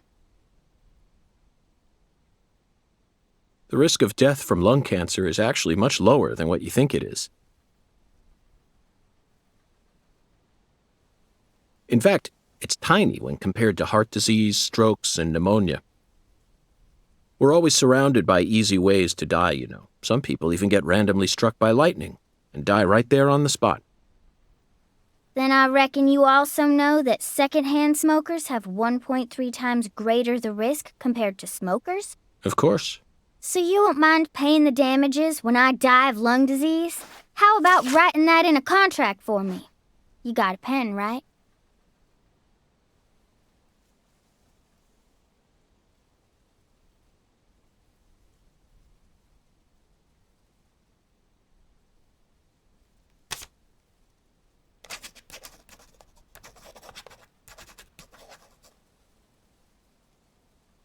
I promise to protect you from all the evil in our world. Well, that's stupid. By the way, what's your name? FBI Special Agent Francis York Morgan. Please, just call me York. That's what everyone calls me. Is something wrong with you? Adults ain't supposed to act like that. I only asked for your name so I can write it on the contract. You should have been able to figure that out if you're a real FBI agent like you said. Come on, sign here. Right here on the paper. Just as I thought, Zach. This contract paper, it's a Sang Rouge wrapper. Sang Rouge is here, too. This must mean that San Rouge is connected to the Lise Clarkson murder case somehow. This is a sprawling case that spread across the entire South. It's within our jurisdiction, Zach.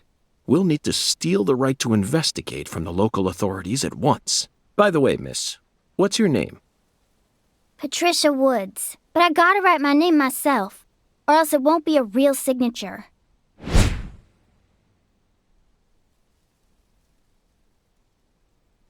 Tell me, Patricia, does this town have a sheriff? Or is it under the jurisdiction of the nearest city police? Perfect timing. Well, go on and steal it if you want it. I was just thinking about how this is way out of my daddy's league. Thank you for the information, Patricia. Okay, Zach, it's time to get to work. How should we seize control from the sheriff this time?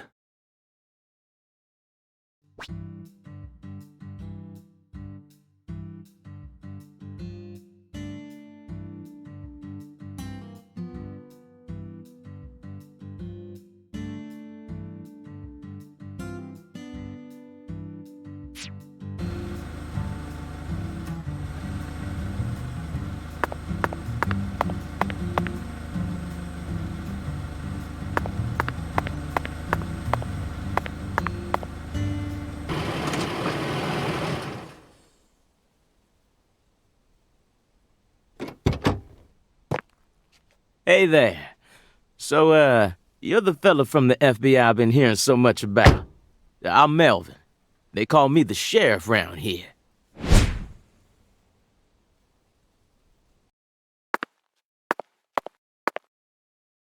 FBI Special Agent Francis York Morgan? But call me York if you can. That's what everyone calls me. Huh? Well, all right. Mr. York. How's that sound? Fine by me. I'm sure you figured this out, but our town's a small one. Yeah, folks are already busy spreading gossip about how some FBI agents come to town. Now, I reckon you came from the city. What was it? D.C., L.A., or New York? Anywho, in the city, it's normal not to know who your neighbor is. Fella who moves in next to you could cook up a dozen folks in his backyard and no one would bat an eye. That's the city for you. Now, I never lived in one myself, but I visited them a few times, so I know what it's like. All pigs must die in the city of wolves. Yeah! Now, does that sound badass or what? I bet you'd... Hey! I know, CLG. I'm just trying to make a little small talk, that's all. Anywho, round these parts, everyone knows each other's name. So lots of folks get leery when they see an étranger like you, and since it's my duty to protect the town, I thought I'd stop by and say hello. Zach, it looks like this sheriff is quite the happy-go-lucky type. A clear indication of just how peaceful this town is. Melvin, about the Lise Clarkson case. I knew you were here for that case. Can't put one past the FBI. So they even got eyes on the smallest of towns like us, huh? Our world is filled with information, and it's all within their grasp. FBI, the Federal Bureau of Investigation.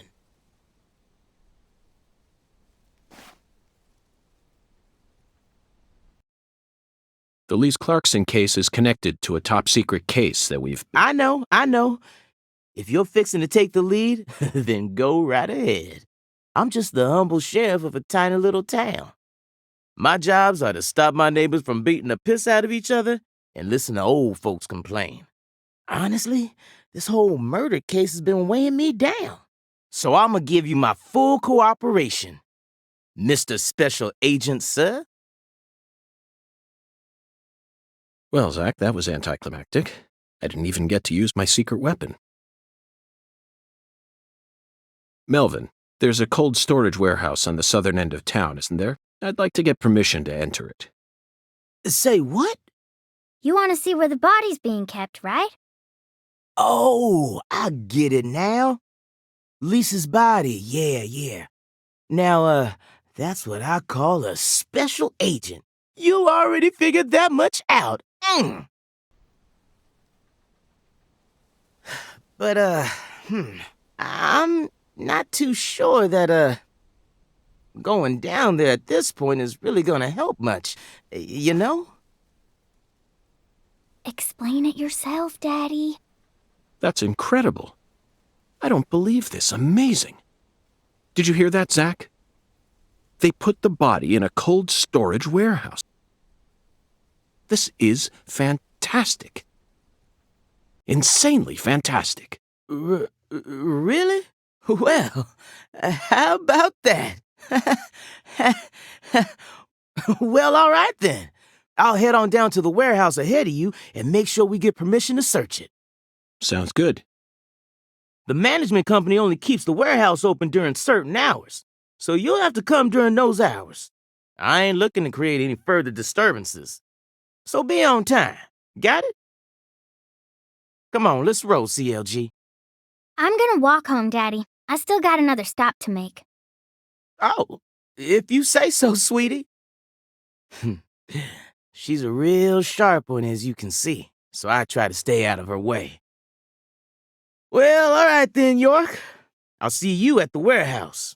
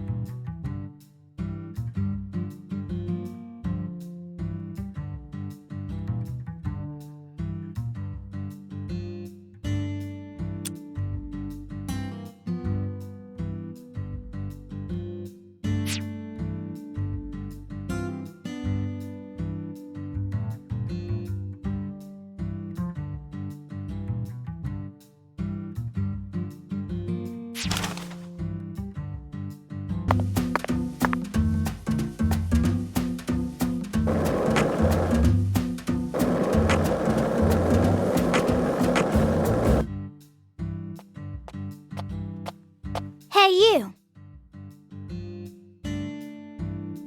You ain't secretly cutting kids up and sticking them into jars while you work as an FBI agent on the surface, are you? Or using your FBI connections to sell kids to child trafficking organizations? I've arrested people who've done both, but I've never engaged in either of those activities myself. Of course, I have imagined doing such things in order to learn more about the psychology of the criminals I deal with. It was just a joke. Why are you getting all serious? And don't tell me what you imagine, or else I'll get scared of you for real. Hey, can I come with you? You signed a contract with me, remember? And besides, I'm kind of worried about my daddy. Do whatever you like. This is America, land of the free. But I have one condition. What condition? Don't ask me about Zach. It's a private matter. Zach, it feels like she's carrying something with her. Kind of reminds me of you back when we first met. I can't leave her alone like this. You feel the same way, don't you?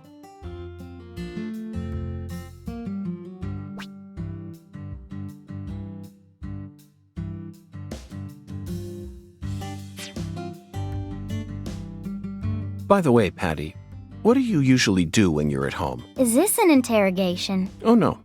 I just figured that since we're working together now, it'd be a good idea to learn a little more about you. Should an adult male like you really be asking a little girl this kind of question? I feel like I heard a story about this sort of thing on the news once. There's a time and a place for everything. You know exactly who I am, and I've also introduced myself to your father. Besides, you're the one who said you wanted to come with me. I was just kidding, jeez.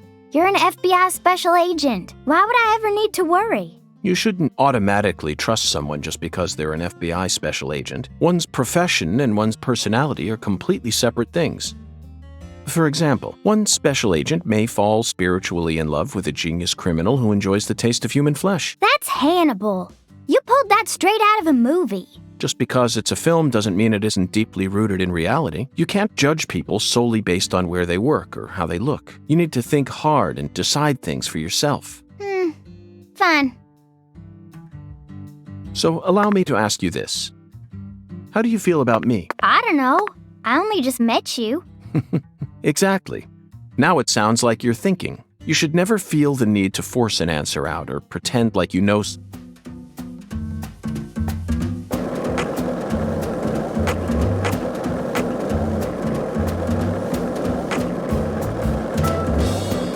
Melvin called you a strange name. CLG, I think. What exactly does that mean? Clever little girl.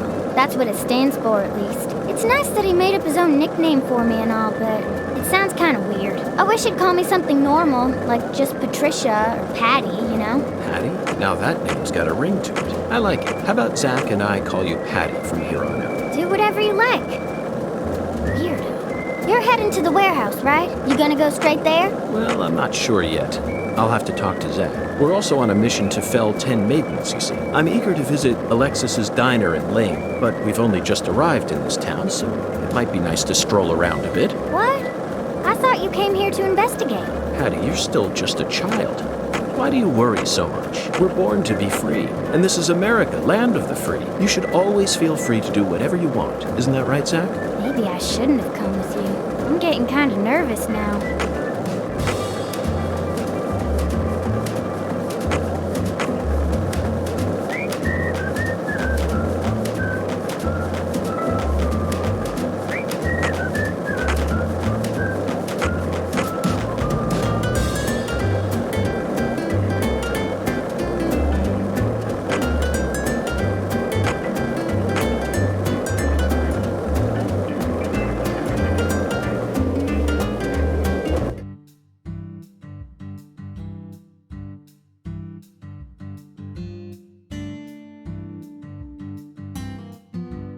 Okay, Patty.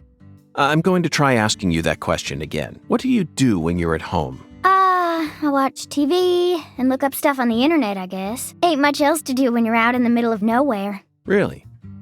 For some reason, I envisioned you working hard to take care of all the chores around the house. Well, of course I do stuff like that too. But doesn't everyone? Why bother talking about it? Other kids your age don't help out their parents. They're too busy talking with their friends on the phone or through emails. That's stupid. I don't get why everyone's so obsessed with taking pictures of themselves. Then they send them to their friends just to get approval. Talk about cringeworthy. How do you prefer to boost your self-esteem then? I don't need to. I have my family. And besides, my daddy's the town sheriff. All I need to be happy is a normal life. That's awfully mature of you. Everyone else is just childish. I'm totally normal. Okay then. So what do you do after you finish all your chores? You don't turn on CNN and pour yourself some bourbon, do you? CNN? That's kid stuff. What I watch is way more adult than that. Like what? Live sports? You just don't get it, Agent York. Full House, Friends, Beverly Hills 90210, sitcoms. Sitcoms are an all-in-one package. Dreams, love, life lessons, science fiction. They've got everything you'd ever want. And some cable channels just show reruns all day long. It's the best. Oh, but my favorite TV show is this old one called MacGyver. The main character is cute and smart. I don't know his real name, but I like him. Oh, and I also like Gil Grissom from CSI. I just think it's adorable how he keeps maggots inside his fridge. Thank you, Patty. That was very informative. Well, what do you think, Zach? Her tastes are... they're a bit hard to describe. Wait, don't even say it. I know exactly what you're thinking, and I'm in full agreement.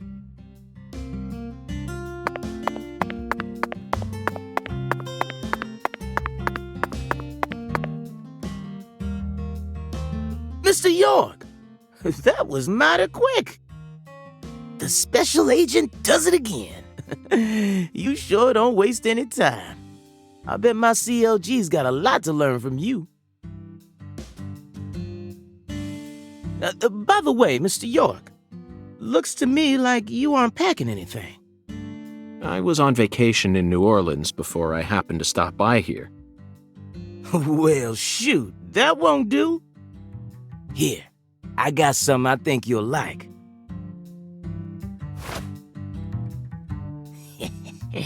I call him Mr. Alligator. Badass, ain't he? It's a tranquilizer gun for the gators.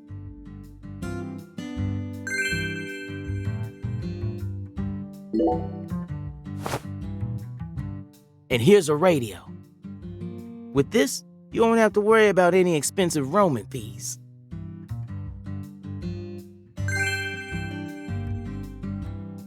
Might take you a while to get used to him, but you'll get it.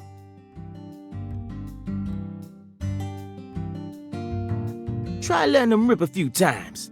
Ain't no need to hold back out here.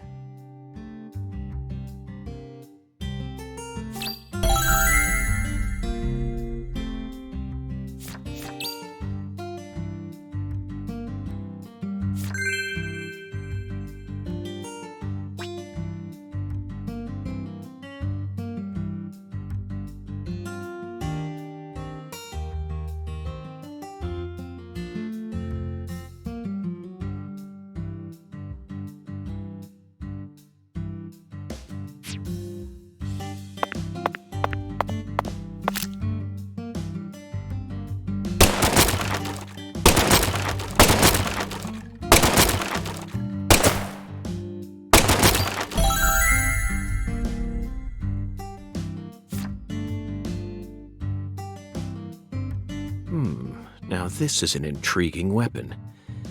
For a tranquilizer gun, it really packs a punch. But I'm afraid I'll decline. After all, this town is peaceful, isn't it? Well, sure it's peaceful. At least the humans are. But the animals are a different story. Remember what I named it? There are some real mean-ass gators out there in the swamps. And every now and then, they wander into town. One of them even went and ate a kid once. It happened a long time ago, but still. One chomp's all it takes. They swallow down every last bit of you. Poor kid's parents didn't even know what to put in his coffin. The worst part is, that taught the gators just how tasty we humans are. So now, those suckers just attack on sight. Man-eating crocodiles will feast tonight in Blood Swamp. You know he's fibbing, right? Gators don't attack folks. I never heard about no kid getting swallowed by a gator. Actually, Patricia, you're wrong. I'm what? Alligators do attack people, and it could happen in any town. Huh? Alligator, 1980.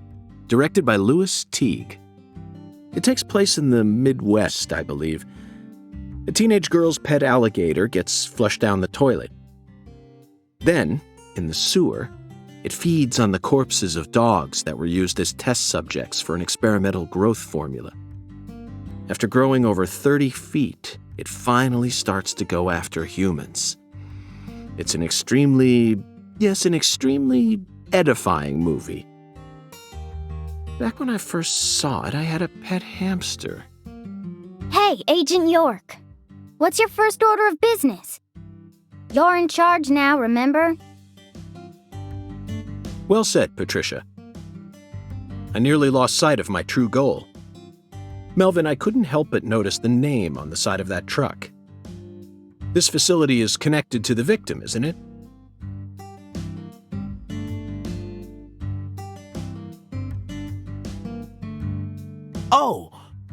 Oh, right. Yeah. I reckon I better start from there. I'm gonna tell it to you straight right from the beginning, Mr. York. As you guessed, this warehouse is run by the Clarksons. The victim's father, Danny Clarkson, is the one who manages the whole place. Okay, but why did he choose to store her body in his own warehouse, right? Well, that's 'cause there ain't no other place to store it. Our town has a clinic inside a church, but no morgue. Whenever someone kicks the bucket, we just bury him in the graveyard right outside of town. But not this time. We got a murder on our hands this time. We need to give Lisa's body an autopsy and keep it stored, right? So we had no choice but to rent out a corner of this warehouse. I see. So that's what led to the ingenious choice to store the victim's body in a facility that her family owns. Anywho, this is where the real story begins. Truth is, a few days before you got here, Lisa's body went missing. Missing? Yeah, all of a sudden, poof. Did you leave the warehouse unlocked? I most certainly did not. I locked the whole place up and made sure no one could get inside. No one stole the original key, and I couldn't find any fingerprints at the scene. So, in other words, this is a locked room mystery. The body of a beautiful young girl walks at midnight. Hey! All right, CLG. Reckon I should have told you about this earlier when you first said you wanted to come here. It just didn't seem like the time or place as I remember. Anywho, how about we call it a day and head back to my office? You can go through all the files there. No, thank you. This is what I came to investigate. But Lisa's body isn't here anymore. You sure?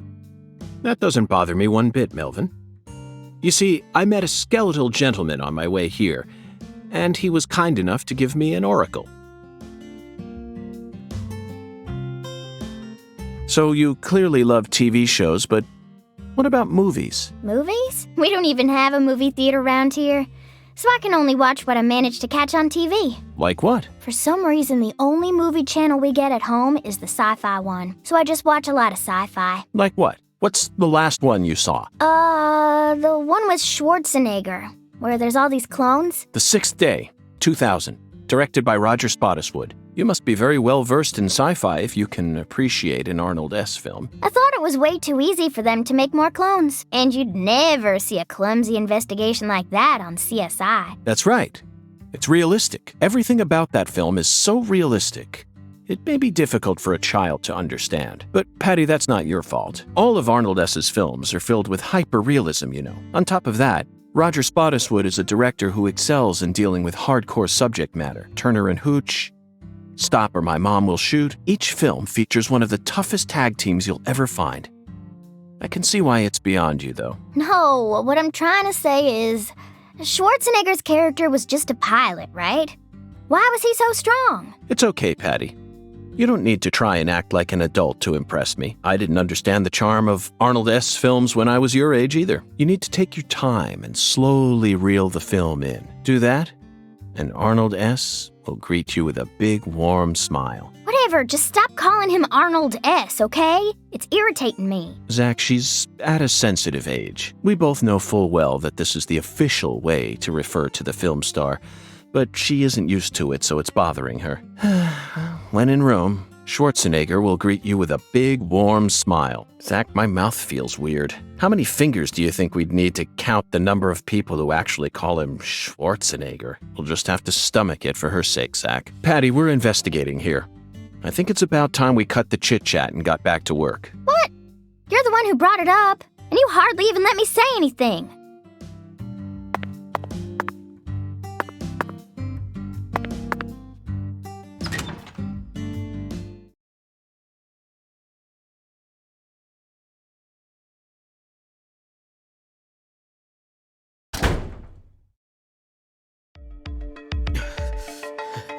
You holding up okay, CLG?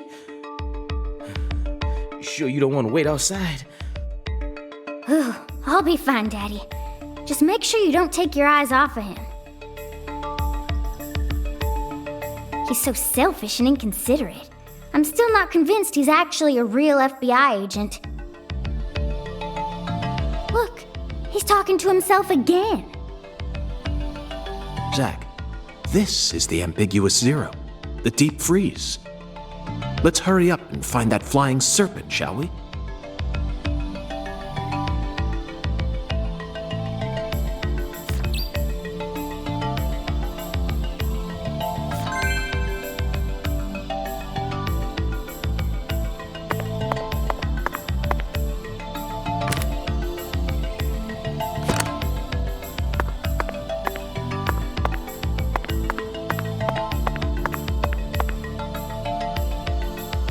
Hey, Mr. York, you sure you want to keep investigating this place even though we know the body ain't here?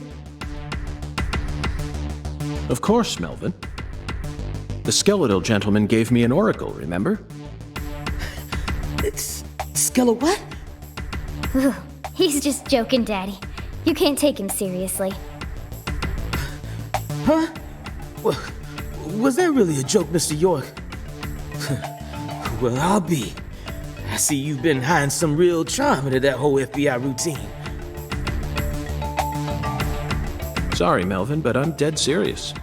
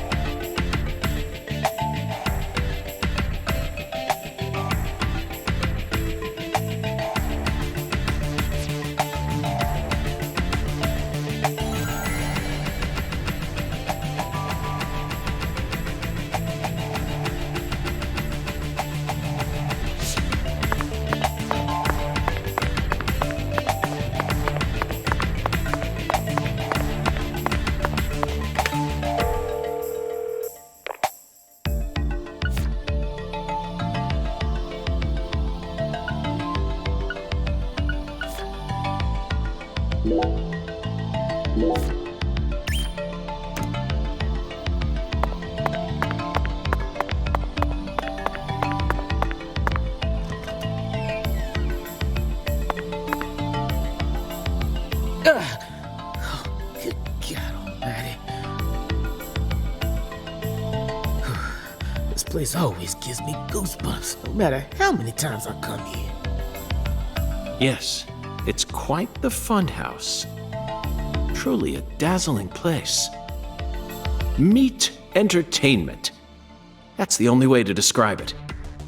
Woven together by life, frozen in time, a visceral, musical... Symphony. We eat all this in order to survive. Yes, truly a symphony. Life and death, resonating together. Yeah, it's really cool. Cool? Whoa now, CLG. Since when were you interested in this kind of stuff? What are you so surprised for, Daddy? I'm more mature than you are.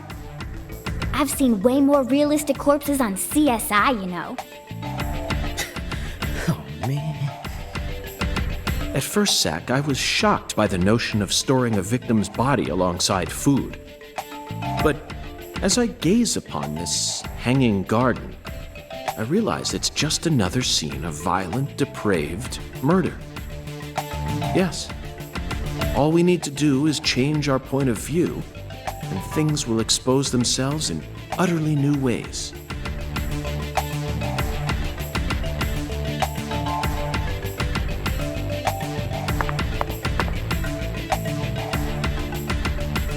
Hey, Mr. York, this is kind of, Melvin, if you have something to say, then just go on and say it.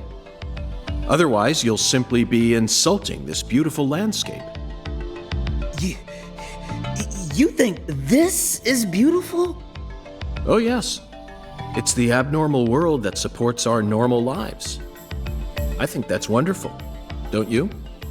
Besides, look, Patricia seems to be handling this a lot better than you are. Well, you see, I ain't too good with this grotesque stuff. Ugh. Don't let it get to you, Daddy. Whew. Everyone has at least one thing they're afraid of. Even you, right, Agent York? Something I'm afraid of? Yeah, that's right. You gotta have at least one thing. Like clowns. Clowns are so funny. How could anyone be scared of them? Zombies. Love them. A bucket full of worms. I could squeeze them with my bare hands. The sound of screeching glass. Doesn't bother me. Then... They cling to your skin like putrid leeches, robbing you of much more than your vitality. The wet socks. Melvin, you're a genius.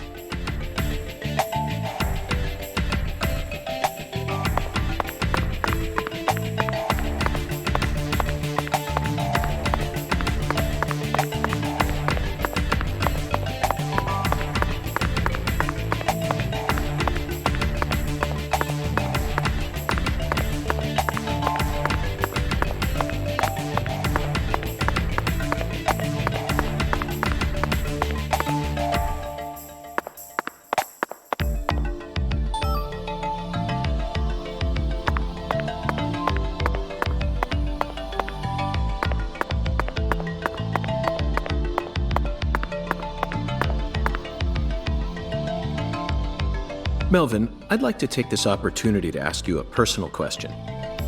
In the hotel parking lot when I first met you, the picture you had on your dashboard happened to catch my eye. Was that your wife? Oh, her? Yeah, that's my lady, all right. Candy. Her name's Candy. The prettiest girl in town, which makes me the happiest boy. A shooting star landed in a rural town, right on top of a man who now has a meteor-struck heart. You always keep her photo with you? You bet I do. The truth is, Candy's a little sick right now. She can't even leave the house no more. So I always keep her photograph with me. Kinda feels like we're always together, you know? I see. You care for your wife a great deal. But this means that... Yeah, that's right. My mama had me before she married Daddy. But it don't matter. He's still my real daddy to me. Oh, thank you, CLG. And you're my pride and joy. Well, Zach, isn't this a heartwarming scene?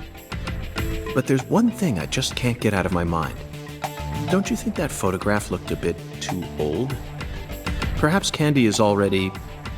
No, let's not think about that. It might be a private matter, just like you, Zach.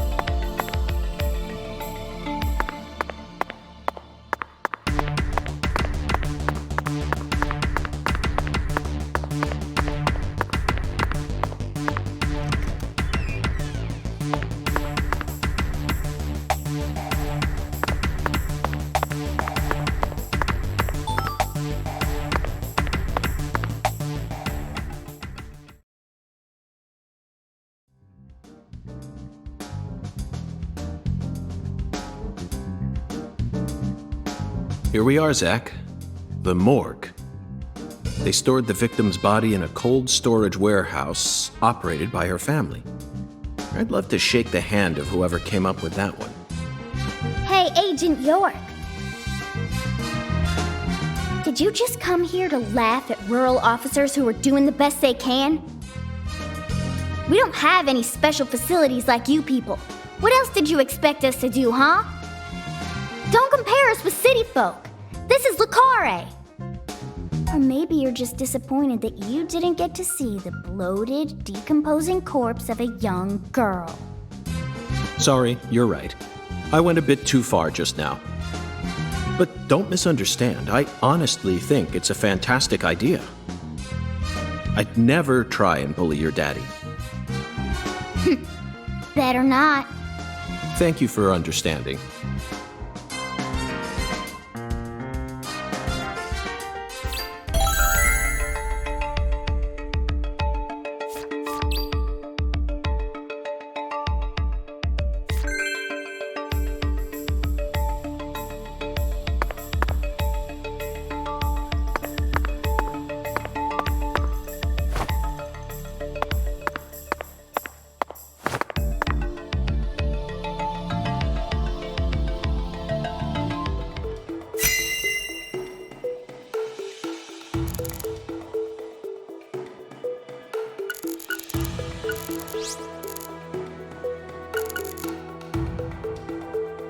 Zach, can you see that? Look closely. That's right. There are 4 imprints in the frost on the top of this. It's hard to believe, but I think these are fingerprints. Yes, Zach, that would lead one to believe that the body napper is a giant who's over 10 feet tall. Boxes that got left behind. I can't tell what's inside. What do you think, Zach? I'm gonna go with okra. Yeah, okra. I'm sure it must be okra. That's a staple of the South. An icicle. Never thought I'd see one of these down in the South.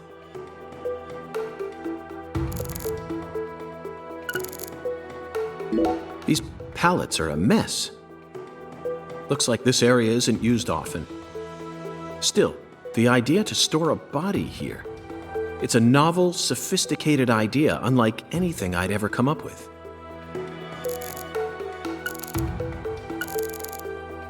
Look at the thermometer, Zach. It's at 10 degrees Fahrenheit, or a minus 12.2 degrees Celsius. This must not be the ambiguous 0.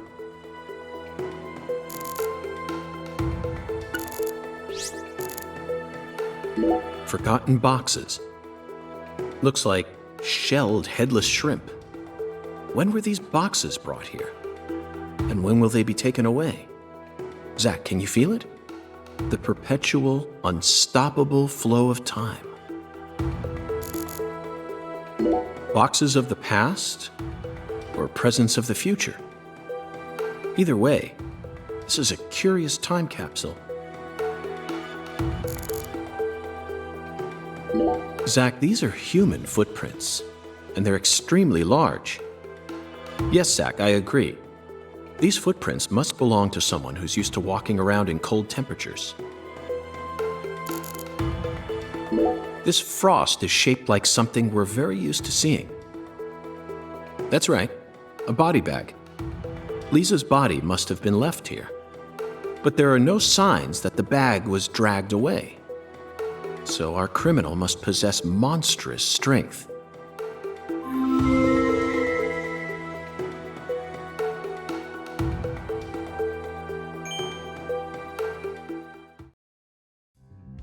Seems like our flying serpent isn't here. Is this everything, Melvin? There aren't any other rooms in this warehouse? No special rooms? Well, there is the luxury foods warehouse. Luxury foods? Why didn't you say so earlier? Just thought you wanted to see where the body... I just thought you were only interested in warehouse number 2. Besides, it's underground, so it's even colder than this. You sure you really want to go down there? You could darn well freeze to death. All life will come to an end in the icebound zone. You feel me? Let's head there at once. I'm sure that must be where we're meant to go. But what about searching for Lisa's body? All we need to do is find a 10-foot tall man with monstrous strength. That giant knows where she is. 10 foot tall? But finding the flying serpent is more important right now.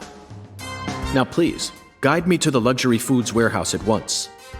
These luxury foods are most likely being used in local Cajun cuisine. I'm so excited to see what we'll find. Aren't you, Zach?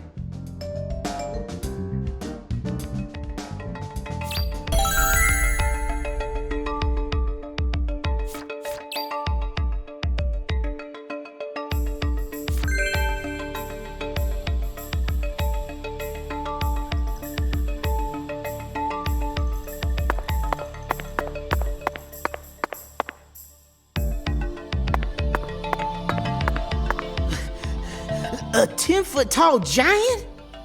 All right. Now that one's gotta be a joke. Right, Mr. York?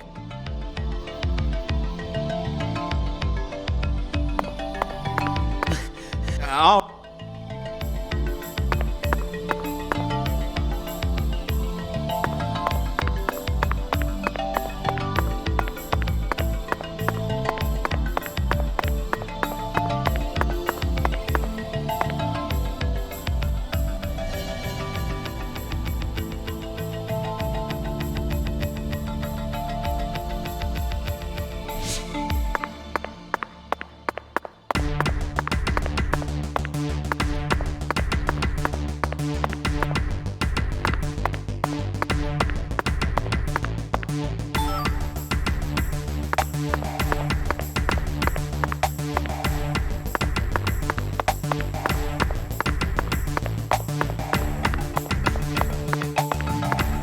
You're not going to let me finish investigating here?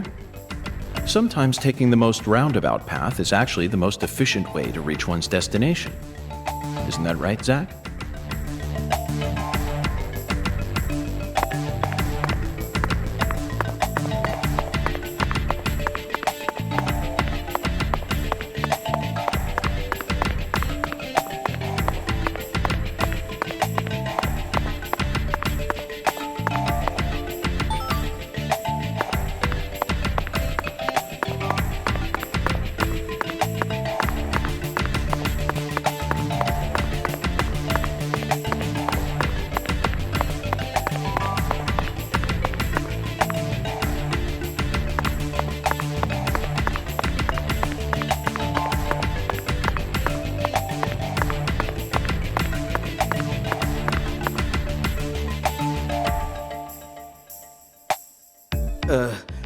That elevator needs a key, Mr. York.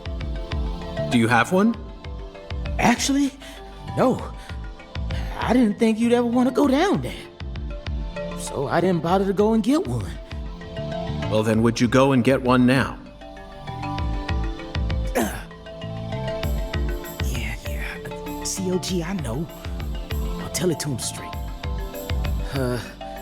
Thing is, Mr. York, you know the Clarksons? The folks who own this place? Well, they don't too much like the police. They sure as hell don't like them when they're my color. It was, real hard for me to get permission to open up this place for you to search through. So they ain't gonna be too happy if I go back to them now, asking for another key. What should we do then? Let's just find a worker here who can lower the elevator for us instead. All they need to do is take a break from their work for a couple minutes. And what am I supposed to do? Just stand here and pretend like nothing's happening? Yeah, you FBI folks are good at that, right? That's always what I see you doing on TV.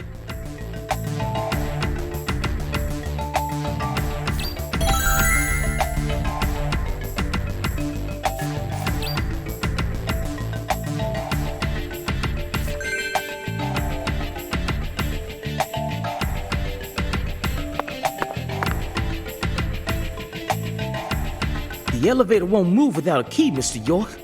Think you two can go and figure something out? I'll search around here in the meantime. I believe in you.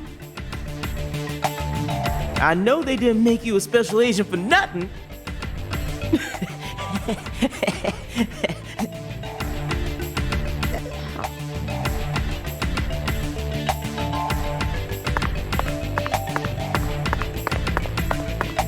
Zach, I think we can move this. Better check back here as well, just to be on the safe side.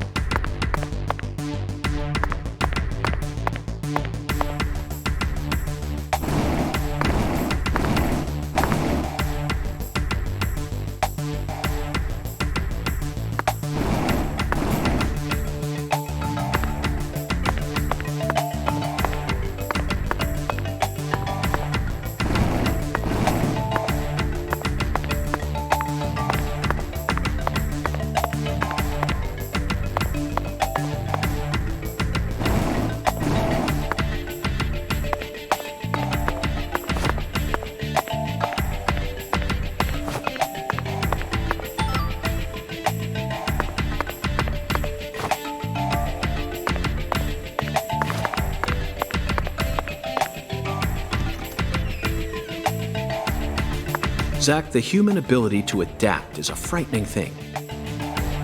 Some humans have the power to sleep anywhere as long as they set their minds to it.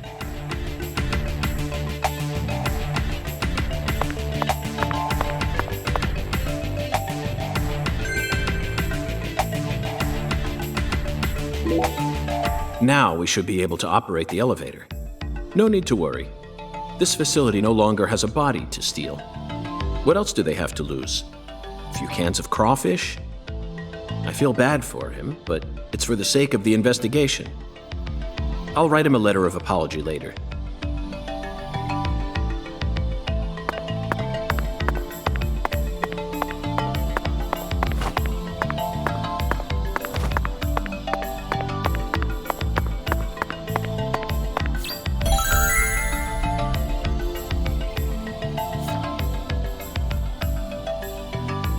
Mr. York, did you find a key? Ha! Now that's my special agent. There ain't no stopping you. Oh, wanna head straight down? You bet. Let's sally forth, Melvin.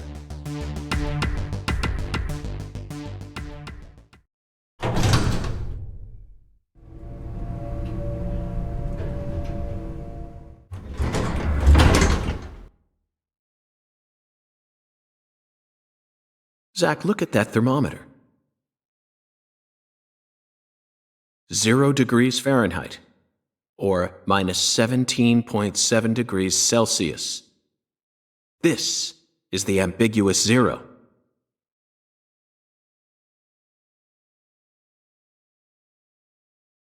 Hey, Avery! Can you...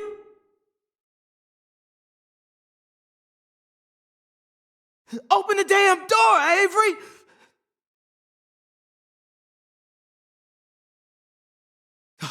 It ain't no use, Mr. York. Once Avery starts working on something, that's all he sees. He just tunes out everything else. We'll have to wait until he finishes and comes out to us, I reckon. Or we could come back tomorrow. I disagree, Melvin. Time may be on our side, but that doesn't mean we should waste it. You gave me Mr. Alligator precisely for moments like these, didn't you? Wait, Mr. York! Those tranquilizers may be non-lethal, but it's still dangerous to use them on humans. Of course, Melvin. I never said I was going to shoot him.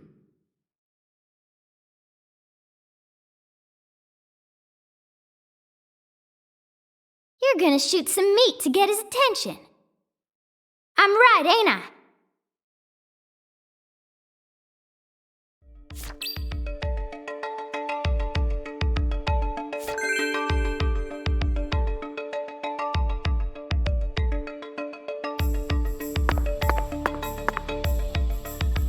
I lent you Mr. Alligator for self-defense.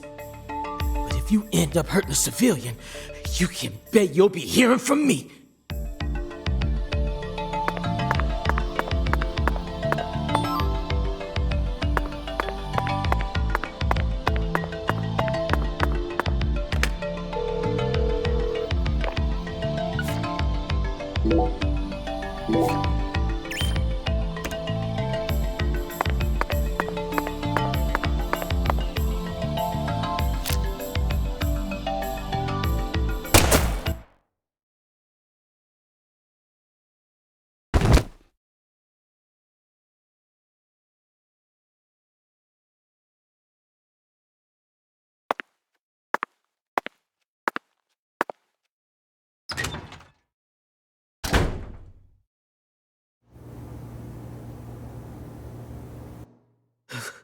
This is Mr. York, an agent from the FBI. Hi, Avery. I'm Special Agent Francis York Morgan. Please, call me York. York? You a smarty pants, huh?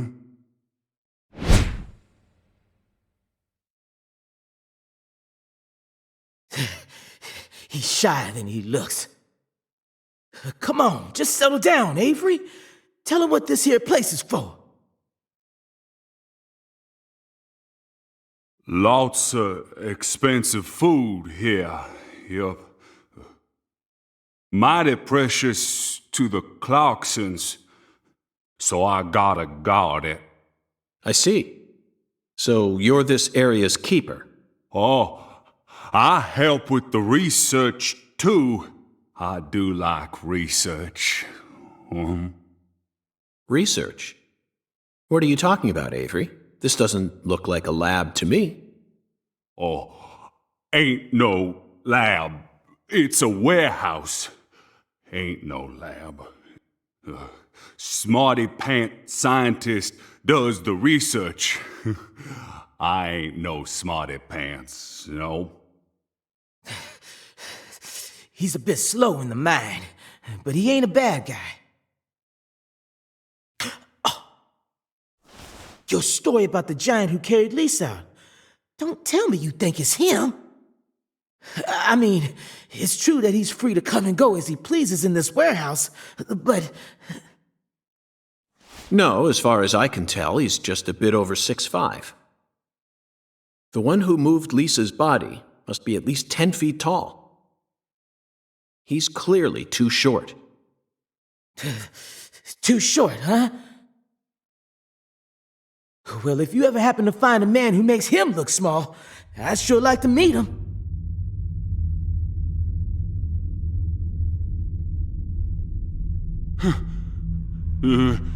Lise. Hey,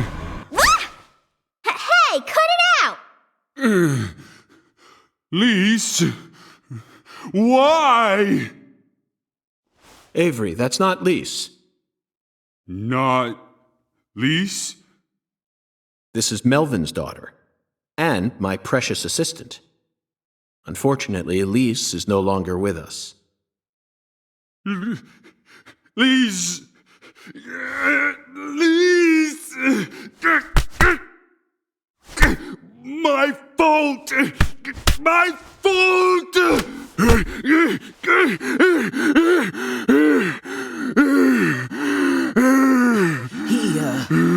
I guess he's sort of like Lise, you know? See, the poor fella's got himself a childlike mind. You know how normal kids tease other kids in order to get attention? Well, with this big lug, sometimes folks who don't know him too well see something and end up calling the police. But I know that deep down, he's got a good heart. Hey, Mr. York, I'll keep him busy, but I'd appreciate it if you'd hurry this particular inspection along. Just holler at me if you find anything. I reckon that'll make it easier for you to go do your thing, yeah? Melvin, I think you're finally starting to catch on.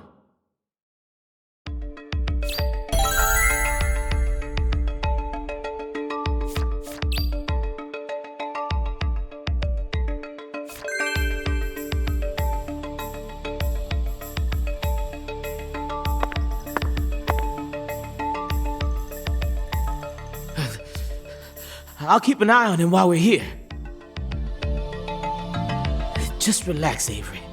We'll get out of your way as soon as we're finished.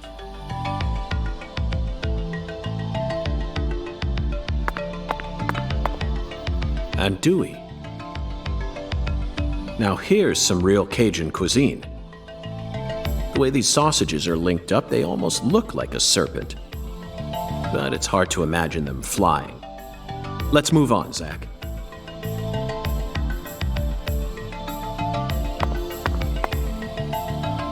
There are torn-off claws and legs scattered all over the ground. I doubt they'll fly anytime soon. I can't tell which ones are from crawfish and which parts are from shrimp. How about you, Zach?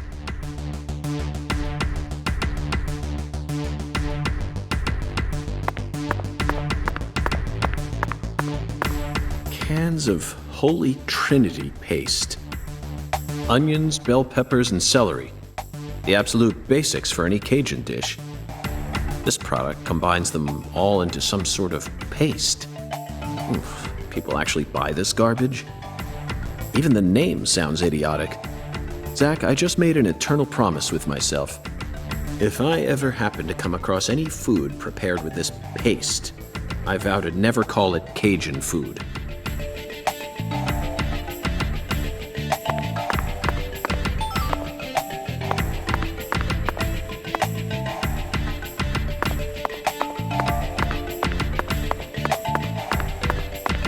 frozen oysters. Personally, I'd rather have a cocktail filled with fresh ones. We hunt for more materials than we can eat and freeze them over long periods of time. The human race gives terror a whole new meaning.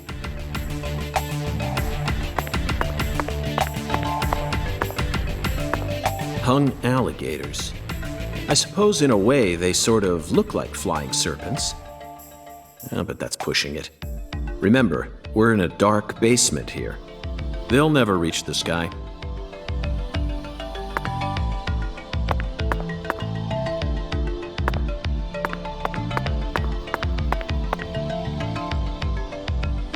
Avery, this box looks special. Clarkson food, for their home.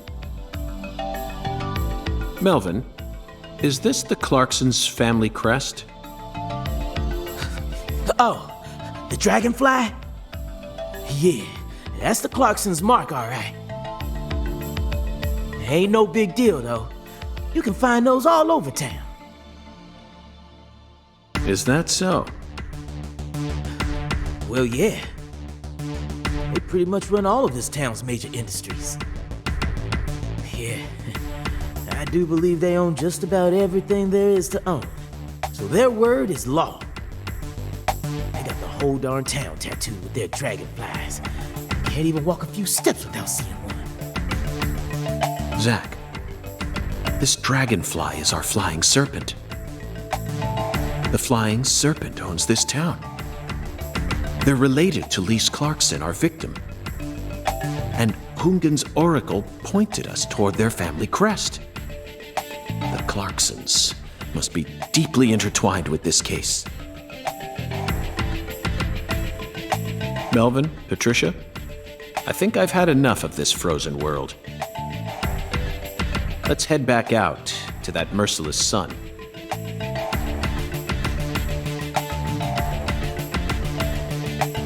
Well, what are you waiting for?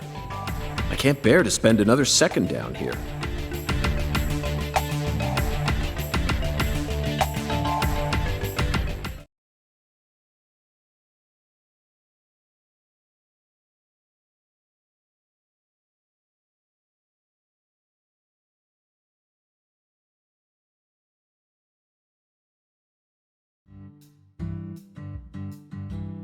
Whew. So, what do we do now, Mr. York? Zach and I will take things from here. Then what should I do? Tend to your sick wife? I don't know. You're free to do as you please. I'll stop by the sheriff's office when I need your help again. I suppose that's what I'll do then. It'll sure make Candy happy. But I am the sheriff of this town, so I do intend to get some work done. I know. How about I search for Lisa's body while you're busy? Not a bad idea. Just be careful that you don't get attacked by a barefooted giant. Hey, don't scare me like that. Why do you keep talking about that giant anyway? You really think some giant was responsible for all this? Melvin, don't be silly. Of course I do. Just when I thought you were starting to catch on. Disappointing, to say the least. But how can you be so sure? I want to see some proof. Proof number 1. The footprints that led up to where Lisa's body originally was were made with bare feet. None of the prints looked similar to those of common insulated boots, and the arches of the feet were visible. The person who carried out Lisa's body must have had very large feet. I'd say they were at least 16 inches. Proof number 2. I found fingerprints on the cord of one of the hanging lights in the warehouse. The fingerprints weren't aimed up from below. They were coming directly from the side. Clearly, the giant moved the light because it was in his way. He pinched the cord with his fingers. Proof number 3. There was nothing else found in the vicinity where Lisa's body was stored. This means the giant carried her out without dragging her across the floor. But there's only one set of footprints.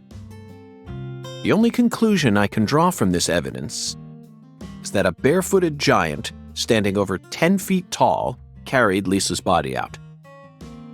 That concludes the entirety of my proof. Any objections, Melvin?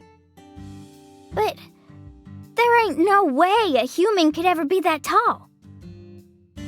Have you seen every human alive with your own eyes? Well then, you need to forget all your preconceived notions when embarking on an investigation.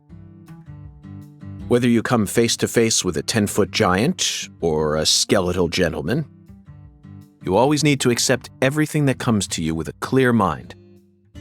Do that, and eventually the truth will reveal itself to you. You're a smart kid, I'm sure you understand. Well, I'll be damned. I'm sorry I ever doubted you, Mr. FBI Special Agent, sir.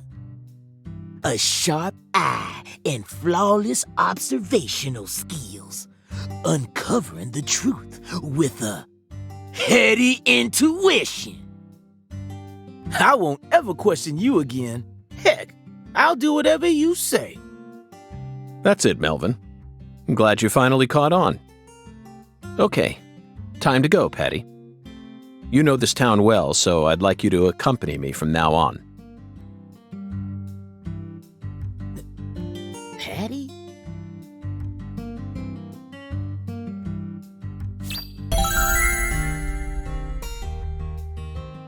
Zach, we found the flying serpent. Now we simply need to locate the 10 maidens. It's time to head on to Alexis's Diner and Lane.